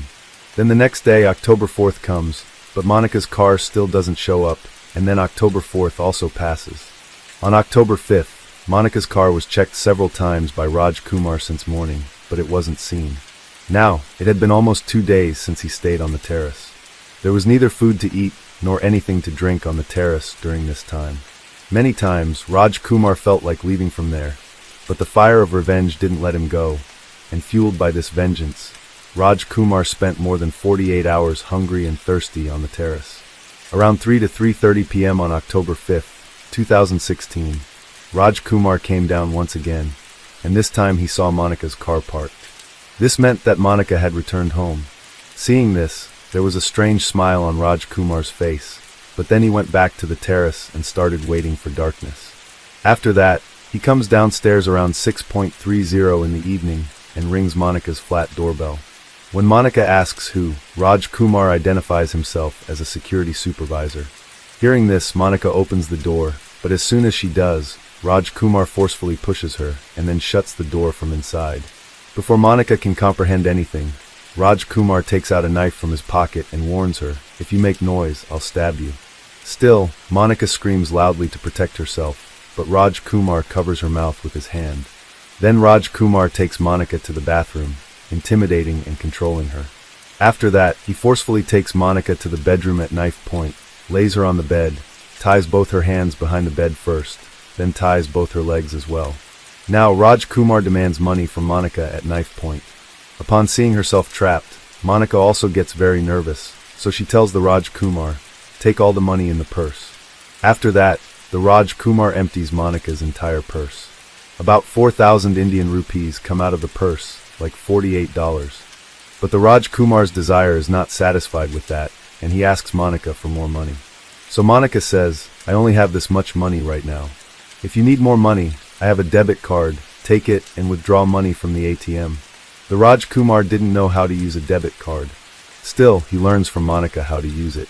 So systematically, Monica tells him the way to withdraw money, how to insert the card into the ATM machine, then select the language, and then how to enter the secret PIN. And along with that, she also tells him her debit card's PIN number. I think maybe in that situation, Monica feels that now Raj Kumar will leave her and go from here, then she will complain to the police, and Raj Kumar will be caught through the location of the debit card. But Raj Kumar takes the money and card and puts a cloth in Monica's mouth. After doing all this, he now knew that Monica could not do anything. So he leaves from there with great confidence, and then goes to the kitchen. He takes out water from the fridge, boils the eggs, eats them with great ease, and there was no hurry for him. He was eating and drinking with great comfort, because he knew that Monica lived alone in that flat. Now he also takes out ice cream from the fridge and eats it. Besides, he also eats chocolate, meaning that all the hunger and thirst he had been suffering for 2 days on the terrace is satisfied now. It was around 12 o'clock at night by all this. When his stomach is full again, he returns to Monica. He takes her phone, although it was locked, but Raj Kumar's unlock it by forcing Monica. Then Raj Kumar opens an adult site on her phone, and forcibly shows her 3 adult videos. Feeling all this, Monica becomes even more anxious because she realized that Raj Kumar was not going to let her go now. Then Raj Kumar unties the rope from Monica's legs and removes all the clothes from her waist down. Then he fulfills his desire that had been in his mind since the first day he saw Monica. It was nearly 2 a.m. in the morning by now, and Raj Kumar had been in Monica's apartment for almost 8 hours when Raj Kumar's desire was filled. He gets nervous for the first time when the question arises in his mind whether Monica knows him well. And if he leaves Monica alive, she will tell the police about it, and then the Raj Kumar will be punished. So the prince lifted a pillow from the same bed and began to suffocate Monica's mouth and kept pressing until she died. Then the Raj Kumar got up from there comfortably and went to the bathroom again. After that, Raj Kumar shaved his beard, then he bathed, and at 3:30 a.m. on October 6, 2016, in the darkness, he sneaked out of the Supna Valley stealthily. Then at 6 a.m., after withdrawing money from the ATM, he went to Bangalore, where the police arrested him. After hearing the entire story, all the police officers were quite surprised. After that, the Goa police gathers all the evidence against Raj Kumar. Then, on January 6, 2017, a 228-page charge sheet is present in court charging murder, rape, and robbery. However, the trial of this case is still ongoing. Let's see when the criminal will be punished. If there is any update in this case, we will update you through the channel's community post. So friends, this was the complete story of the Monica Gurd murder case. In the midst of winter, when families gathered to celebrate peace and joy, a sinister shadow loomed over the picturesque town of Dover, Arkansas. It was December 1987, a time meant for festivity and love, but for one family, it became a scene of overwhelming horror. This is the chilling tale of the Christmas killer Ronald Gene Simmons, a man who transformed the season of giving into a time of unspeakable tragedy. But what leads a person to destroy what they once cherished? What darkness lies within the human mind that can turn a father into a monster? From decorated war hero to a man convicted of the worst family massacre in American history, we'll delve into the depths of a mind clouded by secrets and rage, where the line between protector and predator became fatally blurred. To understand the mind behind the massacre, we must journey back to the origins of Ronald Gene Simmons. His story begins not with violence, but with a seemingly ordinary life marked by service and family. Ronald Gene Simmons was born on July 15, 1940, in Chicago, Illinois. His father died of a stroke when Ronald was 3. His mother got married again in less than a year to a civil engineer for the U.S. Army Corps of Engineers, who was transferred to Arkansas. Little is known about Simmons's early childhood, but it was a life that took a turn towards discipline and commitment when Ronald dropped out of school and enlisted in the United States Navy in 1957 and later the U.S. Air Force. Simmons served with distinction. Over a 22-year career, he received several commendations, including the Bronze Star Medal, the Republic of Vietnam Gallantry Cross, and the Air Force Ribbon for excellent marksmanship. But behind the facade of a decorated military man, there were undercurrents of turmoil. Simmons married Rebecca Ulibarri in 1960 in New Mexico, and together they had 7 children. However, the veneer of a normal family life was shattered in 1981 when allegations emerged that Simmons had been assaulting his 15-year-old daughter, Sheila, and had fathered a child with her. Fearing prosecution, Simmons uprooted his family, moving them from New Mexico to a desolate 13-acre tract of land in Pope County, 6.5 miles north of Dover, Arkansas, known as Mockingbird Hill. This property, isolated and ringed with a makeshift fence up to 10 feet tall, became a fortress of sorts, a place where Simmons could exert total control. The residents didn't have a phone or indoor plumbing, but what was it that drove a man of discipline and service to the edge of such darkness? Was it the fear of losing control over his family, the desperation to conceal his illicit acts, or something deeper, a more sinister aspect of his psyche yet to be revealed? The facade of the family man began to crumble, revealing a tyrannical figure ruling his household with an iron fist. The family, once a symbol of joy and unity, became prisoners in their own home. This descent into tyranny was but a prelude to the horror that would unfold, unraveling the chilling transformation of Ronald Gene Simmons from a respected military man to one of the most notorious mass murderers in American history. In November 1979, Simmons retired from the Air Force and military service. He did some low-paying jobs in the nearby town of Russellville, Arkansas. He worked as an accounts receivable clerk at Woodline Motor Freight, but had to resign after multiple reports of inappropriate sexual advances. He worked for about a year and a half at a Sinclair Mini Mart, but had to quit on December 18, 1987, because of low wages. 2 of the elder children, Billy and Sheila, had moved out, got married, and started their own families. So by the time of the murders, there were only 7 people living in the house. The calm of the holiday season in 1987 was shattered in Dover, Arkansas, by a series of heinous crimes.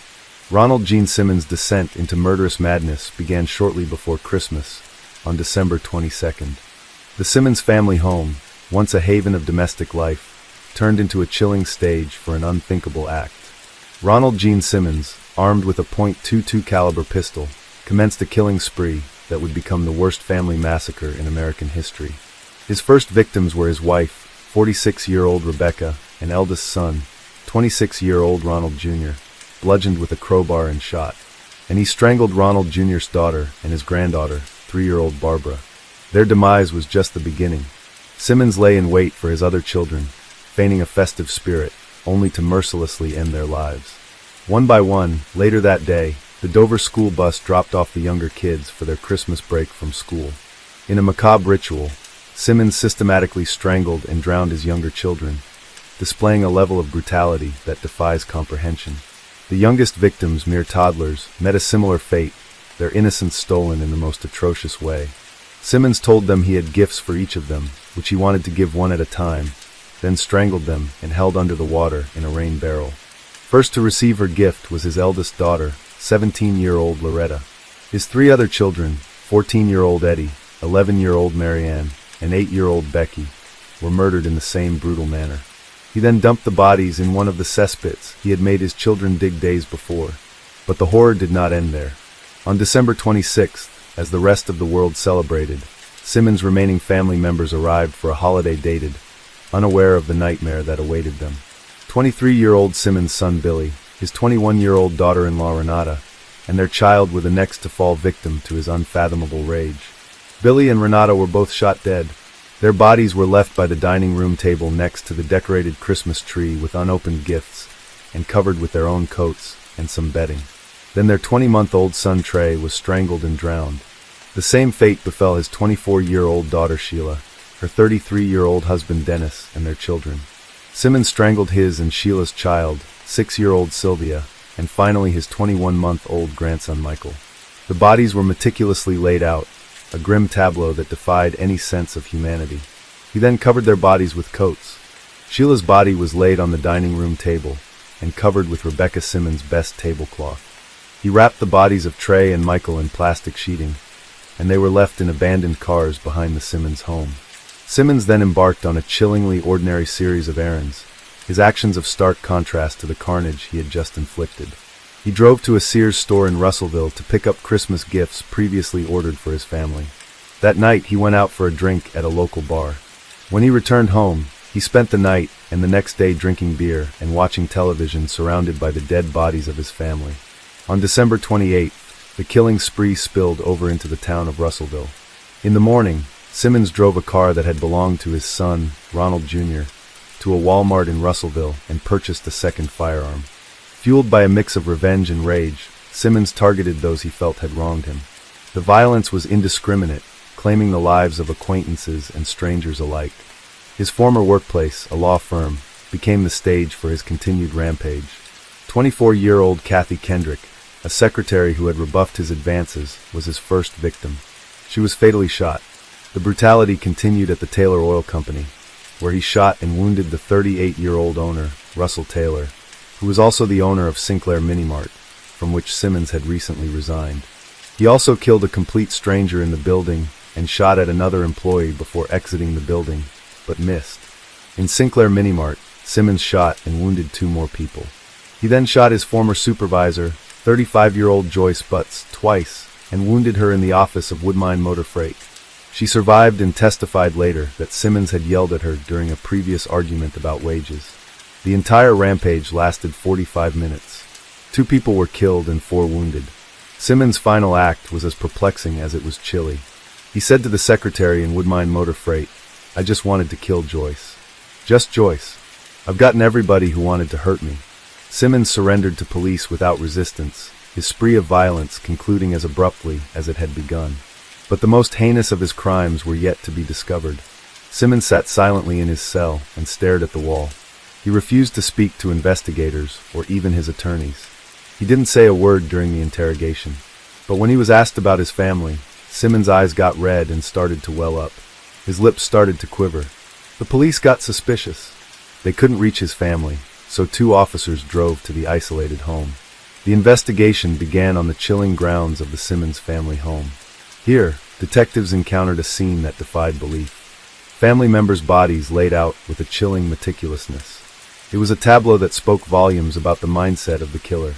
In the aftermath of this unprecedented massacre, questions swirled. What drove a father, a husband, a war veteran to commit such unspeakable acts against his own family and community? And what can we learn from this tragedy to prevent such horrors in the future? In the wake of the horrific murders committed by Ronald Gene Simmons, law enforcement faced the daunting task of piecing together a puzzle that spanned both family tragedy and public rampage. As the probe widened to include Simmons' subsequent attacks in Russellville, the challenge for investigators was to understand the connection between the family murders and the seemingly random acts of violence that followed. The evidence gathered was overwhelming. Firearms, witness testimonies, and Simmons' own actions painted a picture of a man who, after committing an unspeakable act against his own family, sought to extend his vengeance to those he perceived had wronged him in the wider community. In a case that stunned even seasoned investigators, the question wasn't just who had committed these crimes, but why. What drives a man to annihilate his family and lash out at the world around him? The arrest of Ronald Gene Simmons brought an end to the immediate threat, but it was just the beginning of a quest for justice and understanding. The prosecution's task was to unravel the mind of Simmons, to present a narrative that could make sense of the senseless. As the investigation progressed, more disturbing details emerged. Allegations of abuse, control, and a life led under the tyranny of Simmons became the focus. Each piece of evidence added another layer to the dark portrait of a man who had lived a life of deception and brutality. In the courtroom, the full extent of his crimes would come to light, bringing some answers, but also leaving haunting questions about the nature of evil. What kind of man lurked behind the annihilation of his family and terrorizing a community? Simmons' life was marked by strict discipline and control, traits honed during his military career. But beneath the surface of this structured exterior lay a tumultuous inner world. Allegations of sexual assault within his family suggest deep-seated pathological behavior. Experts in criminal psychology often point to a history of abuse, either experienced or perpetrated, as a significant factor in the development of violent behavior. In Simmons' case, the blurring of boundaries within his own family, coupled with a need for dominance, may have contributed to his downward spiral. The isolation of the Simmons family at Mockingbird Hill paints a picture of a man intent on exerting absolute control. This isolation could have exacerbated existing mental health issues, creating a pressure cooker environment. What then triggered Simmons to turn to murder? The possibility of his wife seeking a divorce might have been the tipping point, challenging his authoritarian hold over his family. She had already tried to leave him on numerous occasions, but always returned. A family friend informed the police that Simmons' wife had been saving up money to divorce him when the murder happened.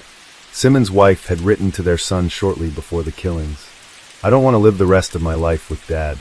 I am a prisoner here, and the kids too.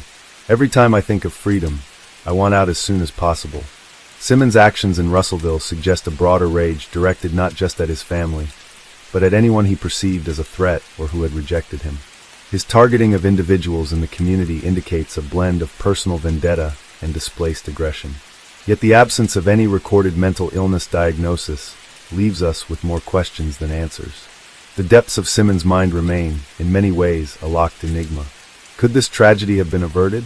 In exploring these questions, we confront the unsettling reality of how little we sometimes know about those closest to us. After the chilling massacre by Ronald Gene Simmons, the wheels of justice began to turn, bringing us to a courtroom where the grim details of his crimes would be laid bare. After a psychiatric evaluation, it was determined that he was sane and capable to stand trial. Simmons' trial was a focal point of national attention, a legal battle to seek justice for the unprecedented atrocity he had committed. The proceedings were swift, reflecting the urgency of a community seeking closure. In May 1988, Simmons stood trial for the murders outside his family, specifically the killings of Kathy Kendrick and Jim Chaffin. The evidence presented was overwhelming, leaving little doubt about Simmons' guilt. Simmons, who had acted with such brutality, now faced the consequences of his actions in a court of law. His demeanor in court was reported as defiant, a stark contrast to the calculated coldness of his crimes. On May 12, 1988, the verdict was delivered. Ronald Gene Simmons was found guilty and sentenced to death by lethal injection, plus 147 years. Remarkably, Simmons himself requested that no appeal be made on his behalf, saying, "To those who oppose the death penalty, in my particular case, anything short of death would be cruel and unusual punishment." Because of this, he had to be separated from other prisoners on death row. His life was in danger, as they believed Simmons' refusal to appeal his death sentence was jeopardizing their prospects of escaping their own executions. The second trial, for the murders of his 14 family members, began in February 1989. Here, the prosecution delved into the harrowing details of the family massacre, painting a picture of a man driven by control and rage. During the trial, a shocking moment unfolded. Simmons lashed out in court, punching the prosecutor and attempting to seize a deputy's gun, an act that only added to his infamy. This happened after Simmons' letter to his daughter Sheila was introduced, in which Simmons said, "You have destroyed me, and you have destroyed my trust in you. I will see you in hell," after she had disclosed that he was her child's father to the police. On February 10, 1989, Simmons was found guilty of 14 counts of murder. The judge, undeterred by Simmons' outburst, handed down another death sentence. This rapid succession from trial to sentence was unprecedented, reflecting the severity of the crimes. The execution warrant for Simmons was signed by Arkansas Governor and later President Bill Clinton on May 31, 1990. All visitors, including legal counsel and clergy, were refused by Simmons. On June 25, he died via the fatal injection method he had chosen in the Cummins unit. This was the shortest period from sentence to execution to death in U.S. history, since the death penalty was reinstated in 1976. His last words were, "Justice delayed finally be done is justifiable homicide." Nobody claimed his body, and he was buried in a common grave in Lincoln County, Arkansas. As we reflect on the legal proceedings against Ronald Gene Simmons, we are left to ponder the balance between justice and understanding.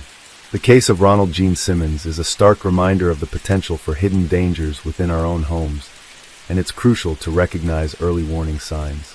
FBI profilers and psychologists suggest vigilance for certain behaviors, patterns of control, isolation, and abuse within a family.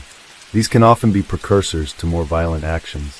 In cases like Simmons, where the perpetrator isolates the family, the intervention of external agencies becomes critical. Neighbors, friends, and relatives need to be attentive and proactive in reporting any suspicions. But perhaps the most profound lesson lies in understanding the human psyche. Simmons' case demonstrates the complex interplay of psychological factors that can lead to such extreme behavior. What led Ronald Gene Simmons to commit such heinous acts? The answer lies in a complex web of control, abuse, and psychological instability. His desire for dominance, coupled with deep-seated issues likely stemming from his abusive behavior within the family, set the stage for tragedy. Simmons' military discipline, juxtaposed with his chaotic personal life, created a volatile mix.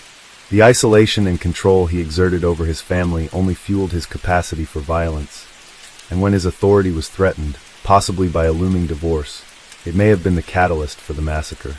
John Harris, one of Simmons' defense attorneys, said of his abused family, "I think he felt like they're going to take him out. He's going to take them out first." I think that was his mindset. Could anything have been done to prevent the carnage? In hindsight, the warning signs were there. Isolation, abuse, and a man teetering on the edge. Timely intervention could perhaps have altered this tragic course. Simmons' story is a grim reminder that behind closed doors, within seemingly normal families, the seeds of tragedy can grow unnoticed. People feared him even back then in New Mexico. They said he was strange, unfriendly, antisocial. He didn't have much to say. A friend of his daughter's said he had a beer in his hand all the time. He had one little room he would stay in all the time. It was dark and seemed spooky, and it stunk. Attorney John Harris also said that there was more than one person to blame. If authorities had successfully arrested him back in 1981 on the basis of his daughter's sexual assault, the murders likely wouldn't have happened. However, prosecutors at the time said they had dropped the charges at the family's request. Ronald Gene Simmons' Christmas week killing spree is the worst mass murder committed by a single person in Arkansas history. What were the underlying reasons that made Simmons annihilate his whole family that once formed the core of his identity? Born on April 15, 1952 in Hamilton, Ohio, Donald Harvey was the oldest of 3 children. The boy, with his big brown eyes and curly hair, was lovingly called Donnie by his parents, Ray and Goldie Harvey. Shortly after his birth, the family moved to Boonville, Kentucky, a small community nestled away on the eastern slopes of the Appalachian Mountains. There, Ray worked as a tobacco farmer, while Goldie tended to the children and home. While the couple was struggling from extreme poverty, their marriage began to fall apart. Despite a rocky relationship, they were loving and nurturing to their 3 children. Although Donald was a quiet boy who mostly kept to himself, he apparently had shown no signs of any abnormality. Perhaps the seed of his sadistic and twisted mind was sowed long ago in his past. According to some reports, Donald was used and assaulted by at least 3 different men between the ages of 4 and 20. One of them was his own uncle on his mother's side. Another one, an older neighbor, who offered Donald money at the age of 18. Donald claimed that he was assaulted by his then roommate, Randy White. Though a traumatic past is no excuse for heinous crimes, it might be a point of discussion for psychologists and criminal profilers. In school, Donald always seemed to be a loner and antisocial. He rarely participated in extracurricular activities, opting instead to read books. While this got him good grades, it also earned him a reputation for being the teacher's pets, which led to teasing. Following his graduation from Sturgeon Elementary School, Donald entered Boonville High School in 1968. Despite his good scores, he rapidly became bored with the daily routine, which prompted him to drop out. He later received a diploma from a correspondence school out of Chicago and got his GED the following year at the age of 16. Having no future aspirations, Donald didn't know what he would do with his life at this point. He eventually relocated to Cincinnati, Ohio, where he managed to secure a job at a local factory. Donald was doing well in this job until the work dried up at the plant in 1970, and he was eventually laid off. A few days later, his mother called him and asked him to travel to Kentucky and visit his ailing grandfather, who was recently placed in Nernout Hospital in London, Kentucky. He had no idea that agreeing to his mother's request would forever change the course of his life. While visiting his ill grandfather every day, Donald formed a trusting bond with hospital workers. In fact, they liked him so much that he was offered a job at the hospital. It was here that a terrifying journey of madness and mayhem began, which would go on to last nearly 20 years. Donald's true motive for wanting to work as a nurse's aide might not even be known. However, some people believe that he was desperate to earn money after losing his previous job. He was not a trained nurse or doctor, but the hospital staff had full faith in him. Donald's duties required him to spend hours along with patients, including changing bedpans, inserting catheters, and passing out medications. While looking after the patients was by no means an easy job, Donald's first few weeks at the hospital were uneventful. That is, until one incident with an elderly patient snapped something within him, a disturbing beginning to an unfathomable string of events. It was May 31st, 1970, and Donald was taking care of an 88-year-old stroke victim, Logan Evans. During an evening shift, he walked into a private room to check on the elderly patient, and Mr. Evans rubbed feces in Donald's face. Although the patient was most likely not in his right mind following his stroke, the incident angered Donald so much that he lost all control. The next thing he knew, he was smothering the elderly man with a blue plastic bag and a pillow. Once Evans was motionless, Donald listened to his heart rate with a stethoscope to make sure that he was dead. He then disposed of the plastic bag and cleaned him up, dressing him in a clean hospital gown and showering before notifying the nurses. After this incident, no eyebrows were raised and no questions were asked. As a creditor who just got his first taste of blood, Donald's thirst for killing only grew. The very next day, he was looking after another elderly patient, 69-year-old James Tyree. Donald, it seems, used the wrong-sized catheter on him. Tyree initially let him proceed, but then yelled at him to take it out. Donald used the heel of his hand to control him until he vomited blood and died due to an air embolism. Again, no suspicions were raised. As no one detected foul play in his first two murders, Donald became more carefree. Just 3 weeks after committing his first murder, he cut off the oxygen tank of 42-year-old patient Elizabeth Wyatt. This was the beginning of his mercy kill, as he would call his killings later. He claimed he was aware that she was praying to die and even told him she wished she could die, so he killed her to end her suffering. 4 hours later, a nurse found her dead. Again, no one questioned Donald. Since no one at the hospital became suspicious, Donald saw this as an opportunity to unleash his inner monster.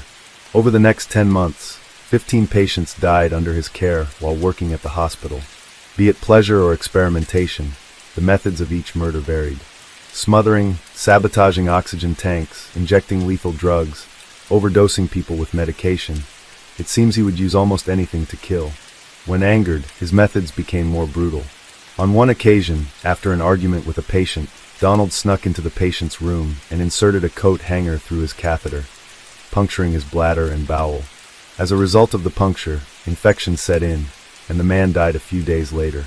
Despite this brutality, Donald always considered these killings to be merciful. The self-proclaimed angel of death wanted to play God with the lives of the vulnerable, cloaking his monstrosities in a warm blanket by giving them the title Mercy Killings. March 31st, 1971, exactly 1 year after his first murder, was the last day Donald worked at Marymount Hospital. That evening he was arrested for a burglary he committed while drunk. In his drunken stupor, Donald incoherently confessed about the murders to the cops, but no one took him seriously. Donald ultimately faced charges of petty theft. Instead of serving prison time, he paid a hefty fine.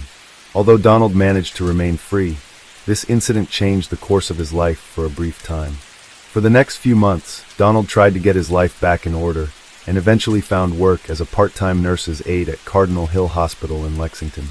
In June of 1973, he started a second nursing job at Lexington's Good Samaritan Hospital. He worked both jobs simultaneously until deciding to move on to other positions. Between August 1974 and September 1975, he worked first as a telephone operator in Lexington and then as a clerk at St. Luke's Hospital in Fort Thomas, Kentucky.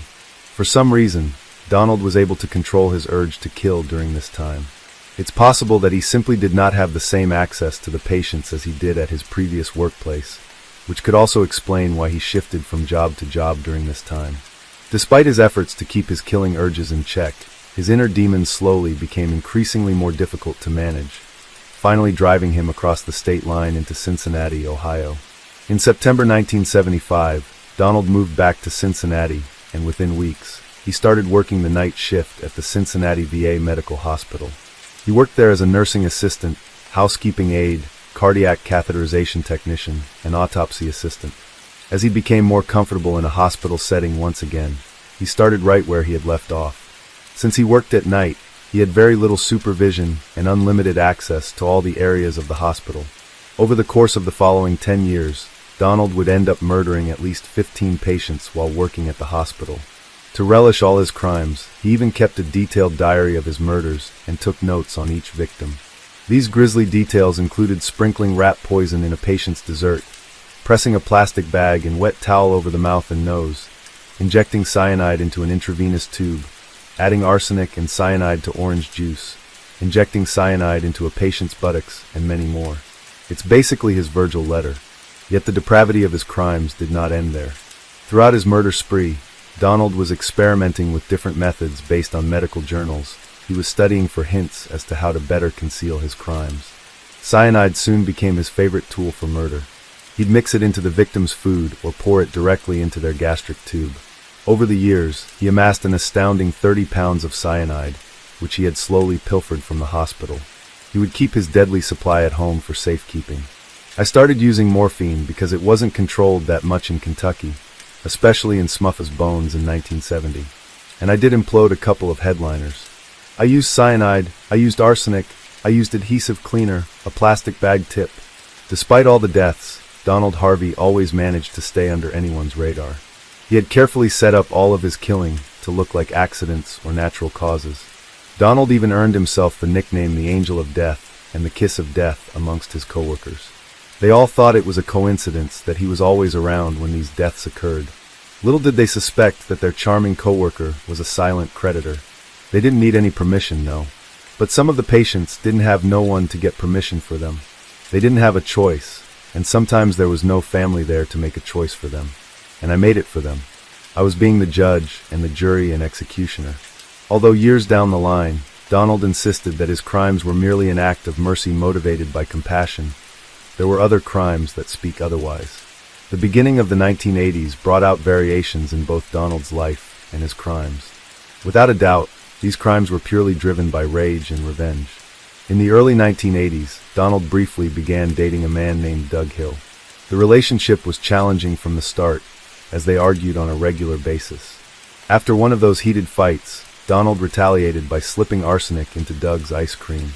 Although he survived, the incident signified the first instance where Donald tried to harm someone outside of the hospital. This was a chilling sign that the monster had begun to stretch his boundaries. Following another fallout with Doug, Donald moved in with another lover, Curl Howler, within a short period of time. The relationship was going well in the beginning before Donald suspected Howler of cheating on him. Out of jealousy, he would add small doses of arsenic into Howler's food, so that he would be too ill to leave their apartment. At this point, Donald's acts of revenge were no longer limited to his home or workplace. On one occasion, following an argument, he laced one of the beverages of his female neighbor with hepatitis serum, which nearly killed her before the infection was diagnosed and treated. While luck was on her side, it wouldn't be the same for another of Donald's neighbors, Helen Metzger. The arsenic he put in one of her pies caused her death at a local hospital a week later. Donald's confidence was soaring high after getting away with so many murders.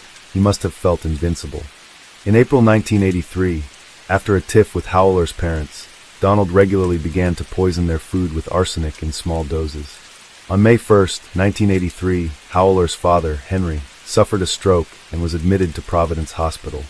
To complete his unfinished business, Donald placed arsenic in his pudding before leaving during a hospital visit.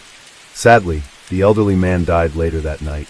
Donald continued to poison Carl's mother, Margaret, off and on for the next year, but was unsuccessful in his attempts to kill her. In January 1984, Howler broke up with Donald and asked him to move out. Needless to say, Donald was not happy about it. Unable to accept the rejection, he spent the next 2 years trying to kill his former partner with his poisonous concoctions. As a means of revenge, Donald even went to great lengths in an unsuccessful murder attempt against one of Howler's female friends. Though he managed to land Howler in the hospital at one point, his attempts to eliminate him from the face of the earth had failed. The first cloud of suspicion that loomed over Donald's head was on July 18, 1985, when security guards noticed Donald acting suspiciously and decided to search his gym bag. Inside the haversack, the guards discovered a .38 caliber pistol, hypodermic needles, surgical scissors, gloves, a cocaine spoon, various medical texts, 2 occult books, and a biography of serial killer Charles Sobridge. Fined $50 for carrying a firearm on federal property, Donald was then given the option to quietly resign from his job rather than be fired.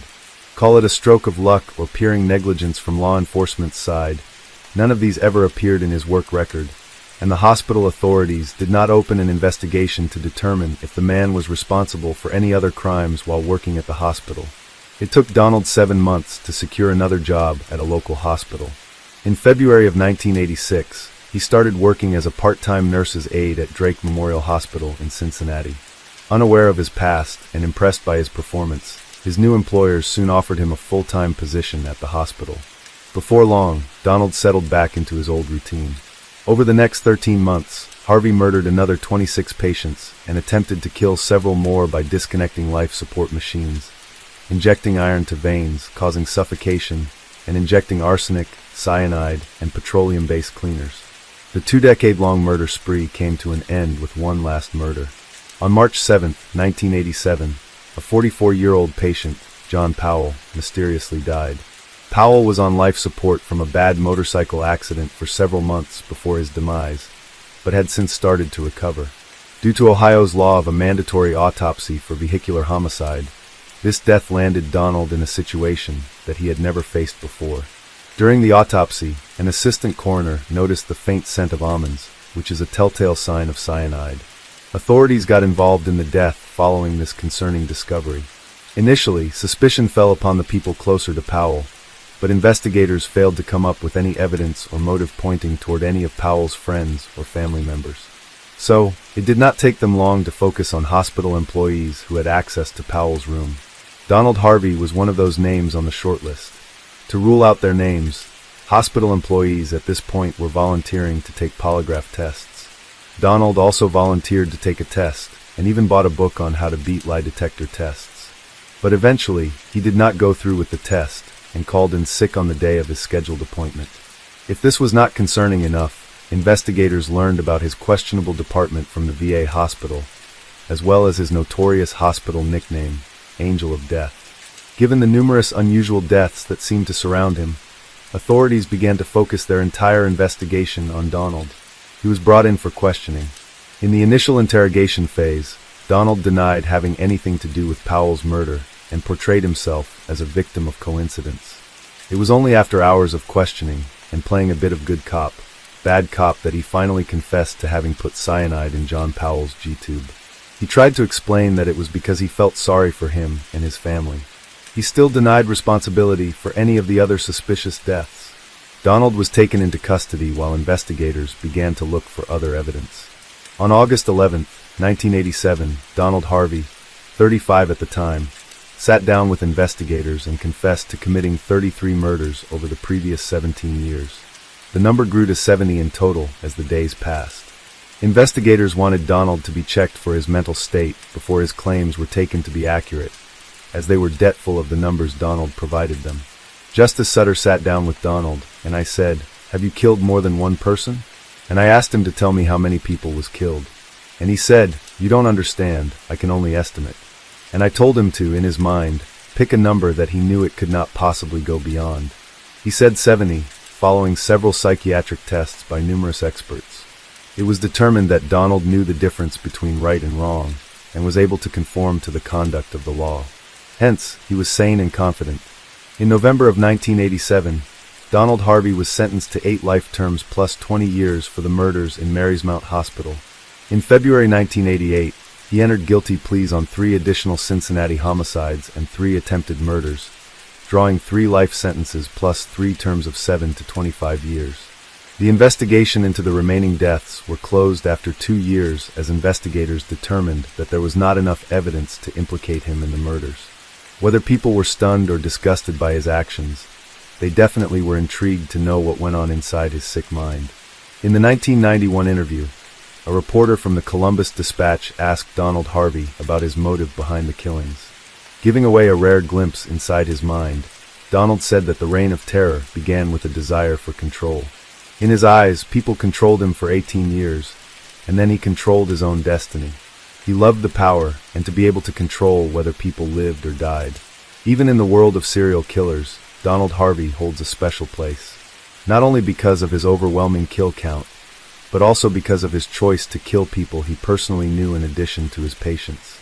According to an article published on July 23, 2001 by the Associated Press listing the worst serial killers in the United States, Donald Harvey held the number 1 place, even surpassing the notorious John Wayne Gacy.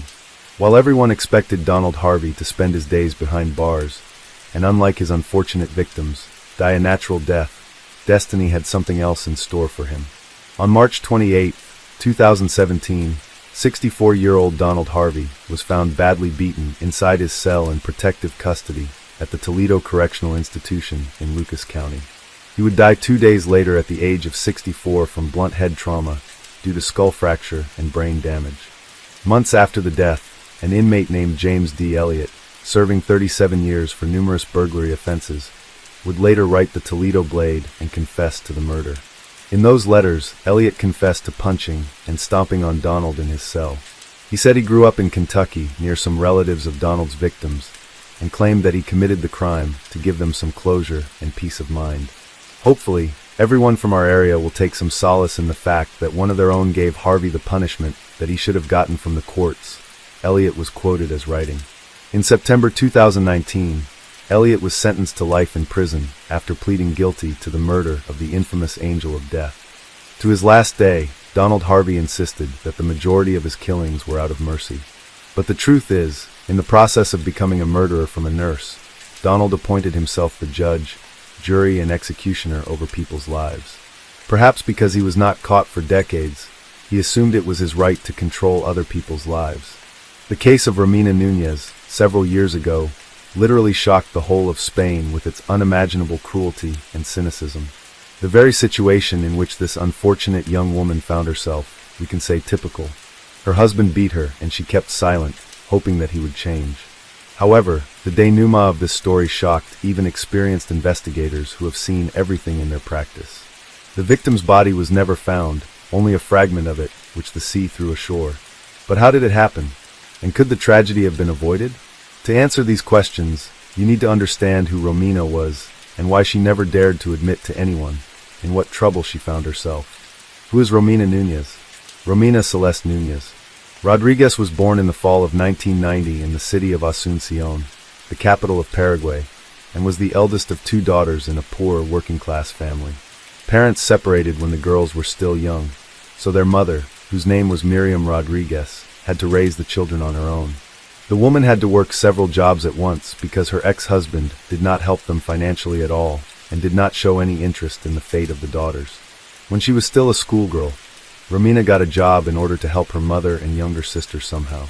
At the age of 17, the girl began a romantic relationship with a guy whose name was Christopher. He wooed her beautifully. They made plans for a joint future.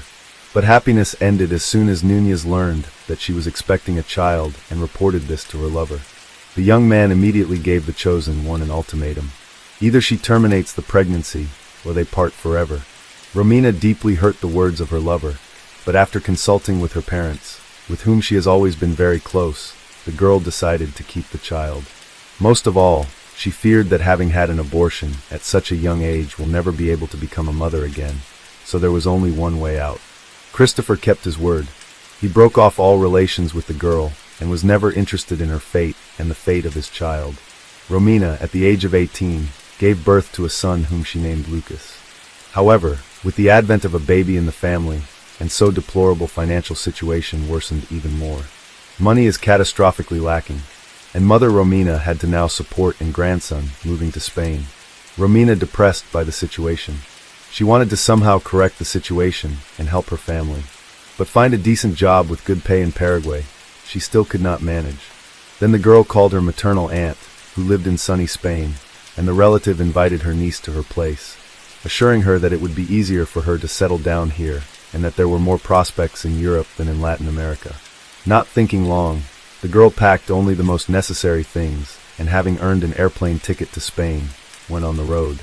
She left her 2-year-old son in the care of her mother and sister for a while, deciding that she would pick him up as soon as she found a new place to live and a stable job.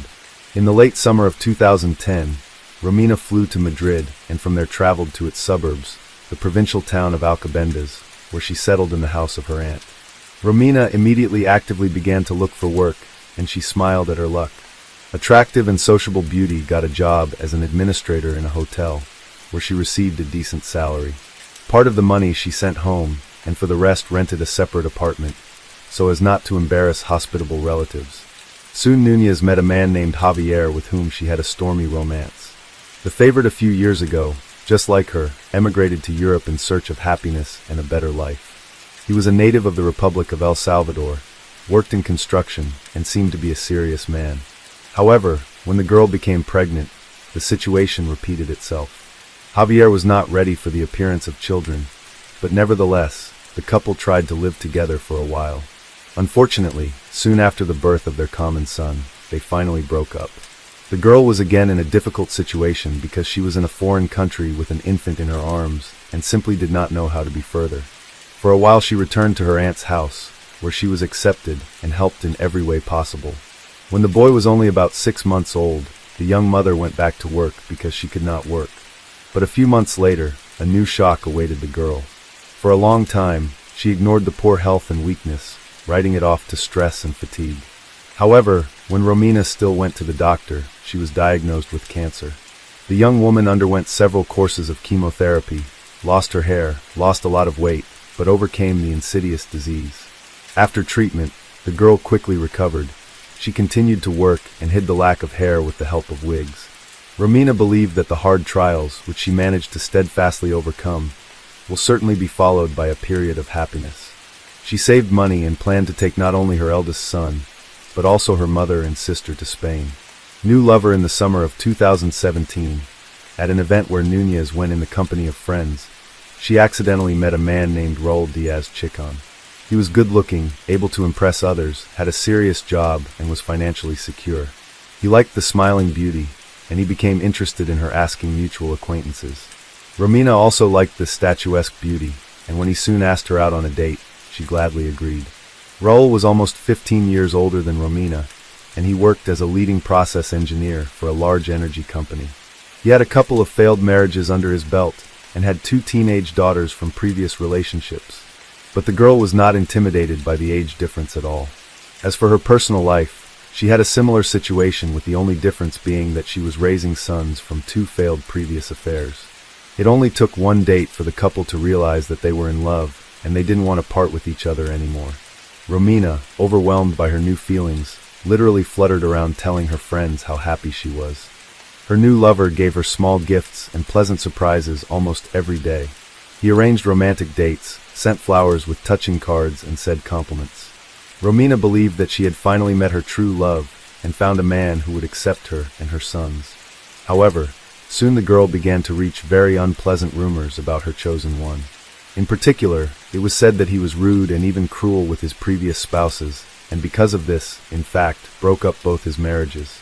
But Núñez did not want to believe it, although she drew attention to the fact that Raúl did not maintain any relations not only with his former wives, but also with his daughters. However, a significant difference in age and the presence of heirs from previous relationships on both sides did not become an obstacle for the lovers. Just 6 months after meeting, they decided to live together and settled in a luxurious villa on the island of Lanzarote, part of the Canary Islands. This place seemed to the girl a real paradise, but her happiness lasted only a short time, from a dream man to a domestic tyrant. First-time lovers lived in threes along with Romina's youngest son. Raul tried to treat the child well, and the girl even thought that he would be an ideal father for her boys. She herself, Raul, promised a long and happy life together in which she would not need anything, and he would fully provide for her and the children. The girl in love believed the words of the chosen one, and when he offered her to become his lawful wedded wife without hesitation agreed. But only Raul insisted that they need time for two, so that they could be alone and enjoy each other's company in full after the wedding. In fact, he not only did not want to take Romina's eldest child from Paraguay, but also dreamed of getting rid of her youngest son. However, the young mother believed her lover and did not listen to what her friends told her, who noted the strange behavior of the man. In June 2018, Chacon bought for the bride and her child tickets to Paraguay and one return ticket just for Romina. When the girl flew home and told her mother and sister about her chosen one, the women were somewhat confused by Raul's behavior. They doubted the sincerity of his intentions and assumed that he just wanted to get rid of someone else's child in his house. But the girl was offended by such talk, and she even had a little quarrel with her loved ones.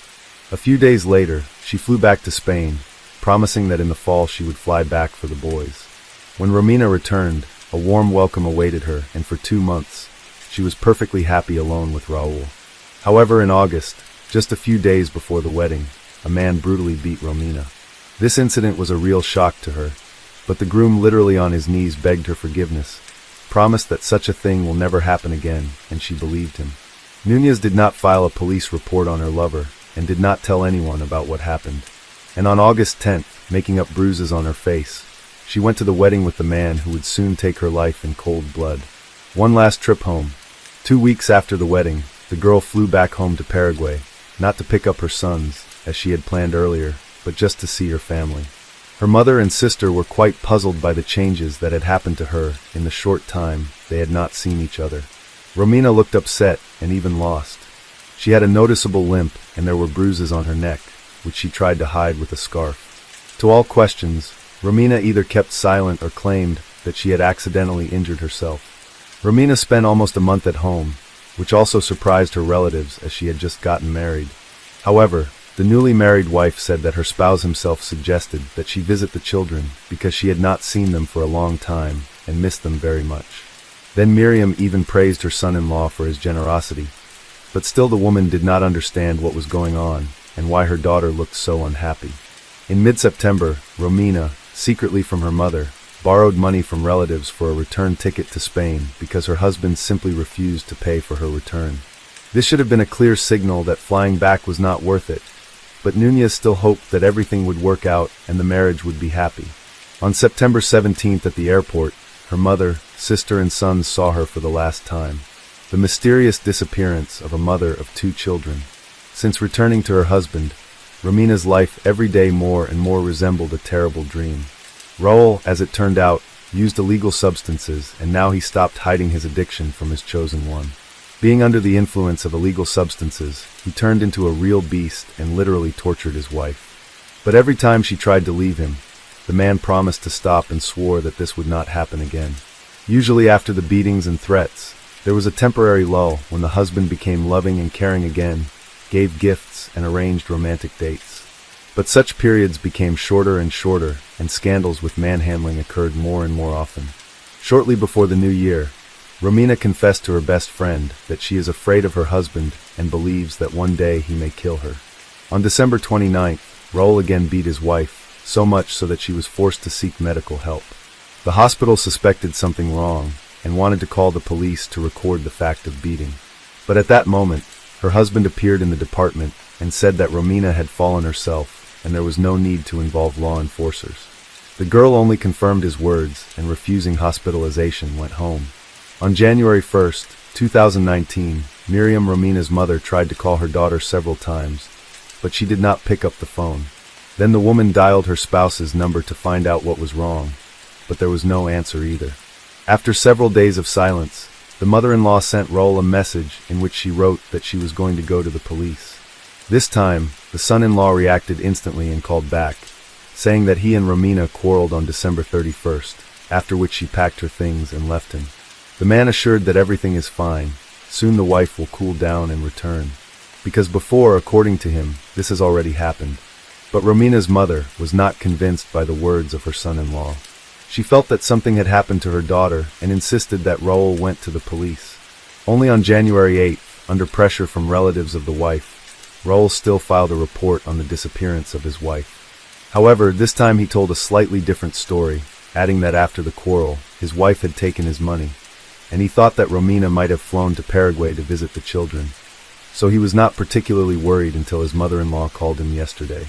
What is Raul hiding? Raul was constantly confused in his testimony and contradicted himself, which caused a lot of questions and suspicions. Then the law enforcers seriously decided to take him seriously, as well as to find out how the couple's life had been. Having questioned friends and relatives, they realized that not everything was not smooth in this marriage.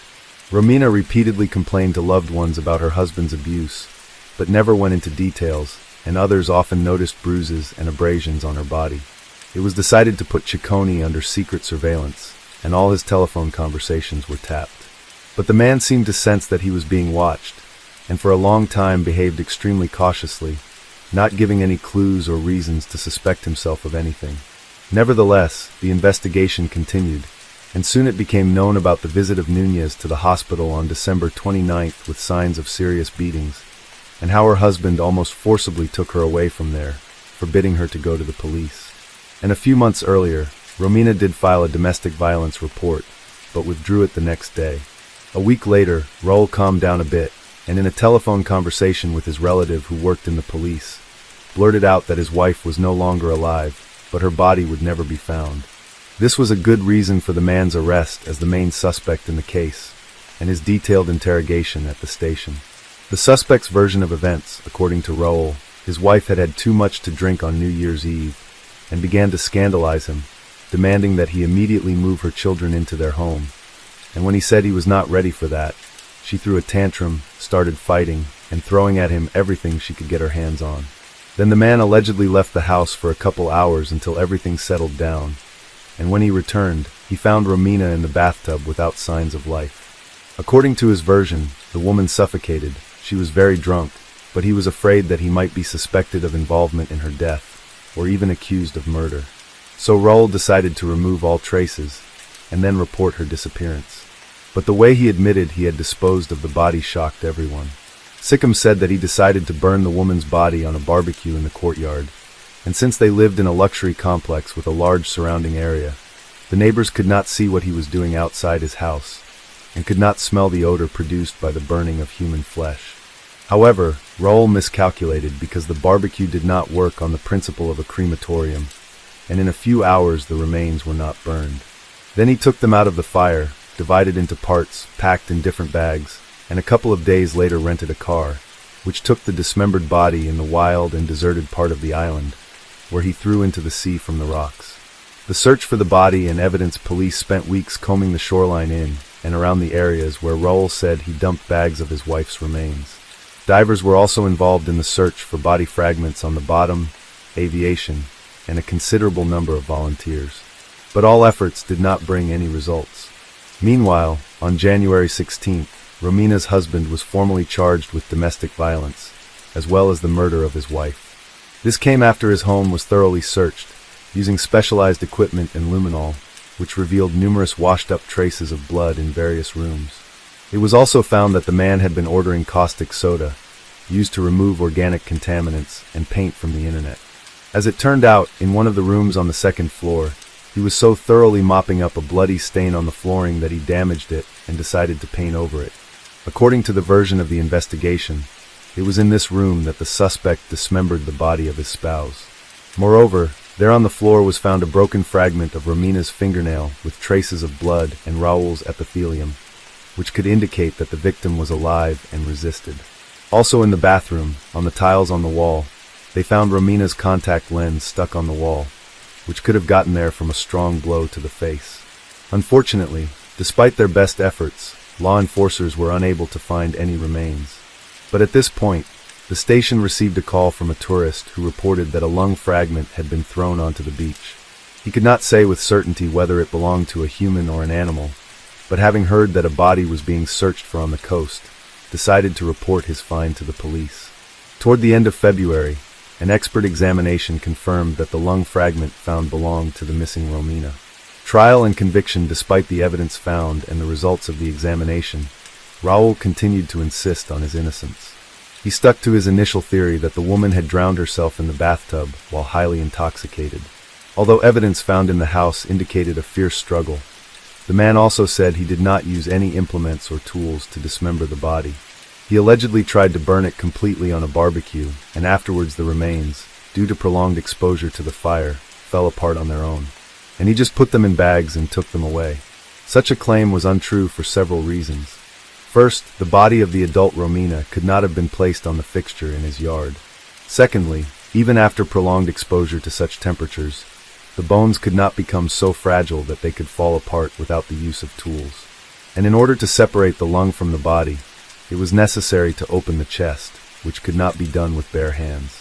The investigation failed to establish how exactly Raul took the life of his wife, but judging by the traces of struggle found in the house, it was suggested that he could beat her to death. There was also no doubt that Ciccone had dismembered her body in the very room where he later had to repaint the floor to cover the bloody traces. Raul's trial was delayed by the COVID pandemic, so the sessions were repeatedly postponed and rescheduled. During this time, Raul changed several lawyers, and under pressure of evidence, he did admit that he had accidentally killed his wife during a scuffle, rather than finding her dead in the bathtub, as he had previously claimed. Nevertheless, he continued to insist that she was drunk and violent. It was not until June 2023 that the defendant was finally found guilty, except that the sentence Romina's loved ones considered too lenient. The man was sentenced to 12.5 years for involuntary manslaughter, 2 years for proven domestic violence, 1 year for causing serious bodily harm in December 2018 when Romina went to the hospital, as well as several months for abuse of the body. On July 18, 2020, Maria Luisa Acedino checked into the Lamb Mission Hotel in Manuel Antonio, situated in the Costa Rican province of Punta Arenas. Accompanying her was her pet dog, Mafalda, a small canine she treated with utmost care like family. The initial day passed without any notable events. Maria Luisa spent time at the beach, dined out at a local restaurant, and enjoyed some drinks, typical activities for vacationers. The following day took a significantly different turn. At precisely 16:30, Maria Luisa requested a bottle of wine, mineral water, and 2 glasses to be delivered to her room. She didn't mention expecting any guests, which led everyone to assume she was planning to relax alone. Throughout the afternoon and evening, there were no recorded movements from her room. By July 20th, hotel staff tried to contact her, but got no response. A staff member who had spoken to Maria Luisa earlier revealed that she mentioned living alone due to a recent separation from her partner, and was traveling solely with Mafalda. She also mentioned that the ongoing pandemic had adversely affected her mental health, and stressed her need for a break. With these factors in mind, and their inability to reach her, hotel staff decided it was necessary to perform a routine safety check. They found the main door locked from the inside, and then approached the emergency exit door leading to the patio. An exit specifically designed for guests with pets. This door was partially open when they approached it. Upon entering the room through this exit, they were immediately confronted with an unpleasant odor and visible blood stains in several areas. Mafalda was discovered alive, but visibly frightened in a corner of the room, and avoided contact with staff members, likely due to trauma or fear. On the bed lay a motionless figure wrapped in a sheet. It was the lifeless body of Maria Luisa Acedino. Maria Luisa Acedino was a respected anesthesiologist, highly esteemed in her field. At 43 years old, she served as the head of the Department of Anesthesiology and Rehabilitation at Sima Hospital in Escazú. Her colleagues adored her for her unwavering dedication to her profession, especially during the early stages of the pandemic, when she worked tirelessly to help patients through challenging times. Maria Luisa, as a dedicated medical professional, offered significant support to her loved ones. She arranged health insurance, coordinated medical appointments, and played a crucial role for the Acedino family. Always willing to assist whenever necessary, Maria Luisa's parents lived in Fortuna, San Carlos. This distance made it difficult for her to be with them all the time. Her friends described her as a strong, intelligent, and friendly woman who had a zest for traveling both within Costa Rica and abroad. Her impeccable reputation was well known. The news of her tragic death shocked Costa Rica and her family members deeply. How could anyone have ill intentions towards someone like Maria Luisa? The mystery surrounding this case began immediately after staff discovered her lifeless body. The crime scene was not only disturbing due to the violence inflicted upon Maria Luisa, but also because of the complexities that arose once her rented hotel room was accessed. Exploring the details found in this case starts by looking at the hotel room in Costa Rica. Let's begin with access protocols. Similar to many hotels globally, this establishment kept records of magnetic key usage in guest rooms. Each card entry is logged along with its associated code. This makes it possible to identify if it was a guest or hotel employee. In Maria Luisa's case, no unauthorized key accesses were recorded. Only her own entries were noted from the previous night onwards, indicating no subsequent entries until she was found. Yet, there was another potential entry point, a sliding glass door at the rear side of the room, which could only be locked from inside. This meant that while there wasn't any loggable entry through this door, since it didn't use a magnetic key system, it remained possible someone could have entered if Maria Luisa had either permitted them entry or accidentally left it unlocked after opening it herself. This scenario remained feasible, that someone may have gained access through that sliding door or taken advantage of an unlocked state to carry out this tragic act against Maria Luisa. After finding the body, hotel staff quickly called the police. When authorities examined the scene, they swiftly determined that Maria Luisa Acedino had been murdered. Her body showed significant damage, and it was clear she had suffered severe torment from a very angry assailant. Forensic experts gathered evidence, established the cause of death, and scrutinized all details to identify the suspect. Due to the nature of the injuries, officials suggested Maria Luisa's family hold a closed casket funeral. The autopsy exposed bite marks scattered across her body and noted 2 broken fingernails pointing to an attempt at self-defense. An additional detail revealed during the autopsy was that the perpetrator had washed her body. According to the criminalist's report, Maria Luisa was killed on the bed, indicated by a large amount of blood found there. Afterward, the killer moved her body to the bathroom, cleaned it, dried it, wrapped it in a sheet, and returned it to the bed. Despite attempts to remove evidence, blood traces were abundant, covering floors, walls, curtains, and bed linens, highlighting the brutality of the attack. Experts took numerous photographs and collected every piece of physical evidence before proceeding with a thorough autopsy. The police started questioning hotel staff and guests to gather more clues. Given how ferocious this attack was likely conducted, it's probable Maria Luisa screamed loudly, and her dog barked loudly. However, no one reported hearing anything that night. The hotel had minimal occupancy due to pandemic lockdowns, but still had some staff members, including owner Harry Bowden and his husband Dano. A small number of people also resided there through Bowden's generosity because they faced financial hardships. In Maria Luisa's room were a bottle of wine and 2 glasses. Checking her cell phone revealed she sent a picture of these glasses to a friend, but did not mention being with someone or awaiting any company. In a voice message sent to a friend, Maria Luisa expressed her appreciation for the hotel, highlighting how well both she and her dog, Mafelda, were treated. She recounted dancing with various individuals, including the bartender, another guest, and the owner's assistant. Despite acknowledging the hotel's somewhat rundown condition and understaffed situation, she still had a fondness for it. Friends and relatives observed that Maria Luisa often ordered 2 glasses when by herself, one for alcohol and another for water, indicating she likely wasn't expecting company. This observation led to the hypothesis that the attacker was someone who had seen Maria Luisa at the hotel and noticed an open back door before attacking her. However, the extreme brutality involved in the attack suggested a deeper personal animosity. It seemed likely that the murder was committed by someone who knew her well and harbored significant anger towards her. Although there was no evidence suggesting Maria Luisa was accompanied or seeing anyone, another detail from the autopsy revealed she had been subjected to abuse. Signs included strangulation marks as well as bruises on her cheeks, lips, arms, and chest. Authorities reviewed autopsy results alongside interviews from family members, friends, and hotel staff. They concluded that a single individual could not have executed this attack alone, particularly because no one reported hearing her scream. Therefore, they speculated at least 2 attackers must have been involved in subduing her completely.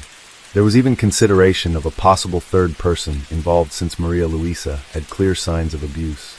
According to this theory, 2 attackers restrained her while a third person assaulted her.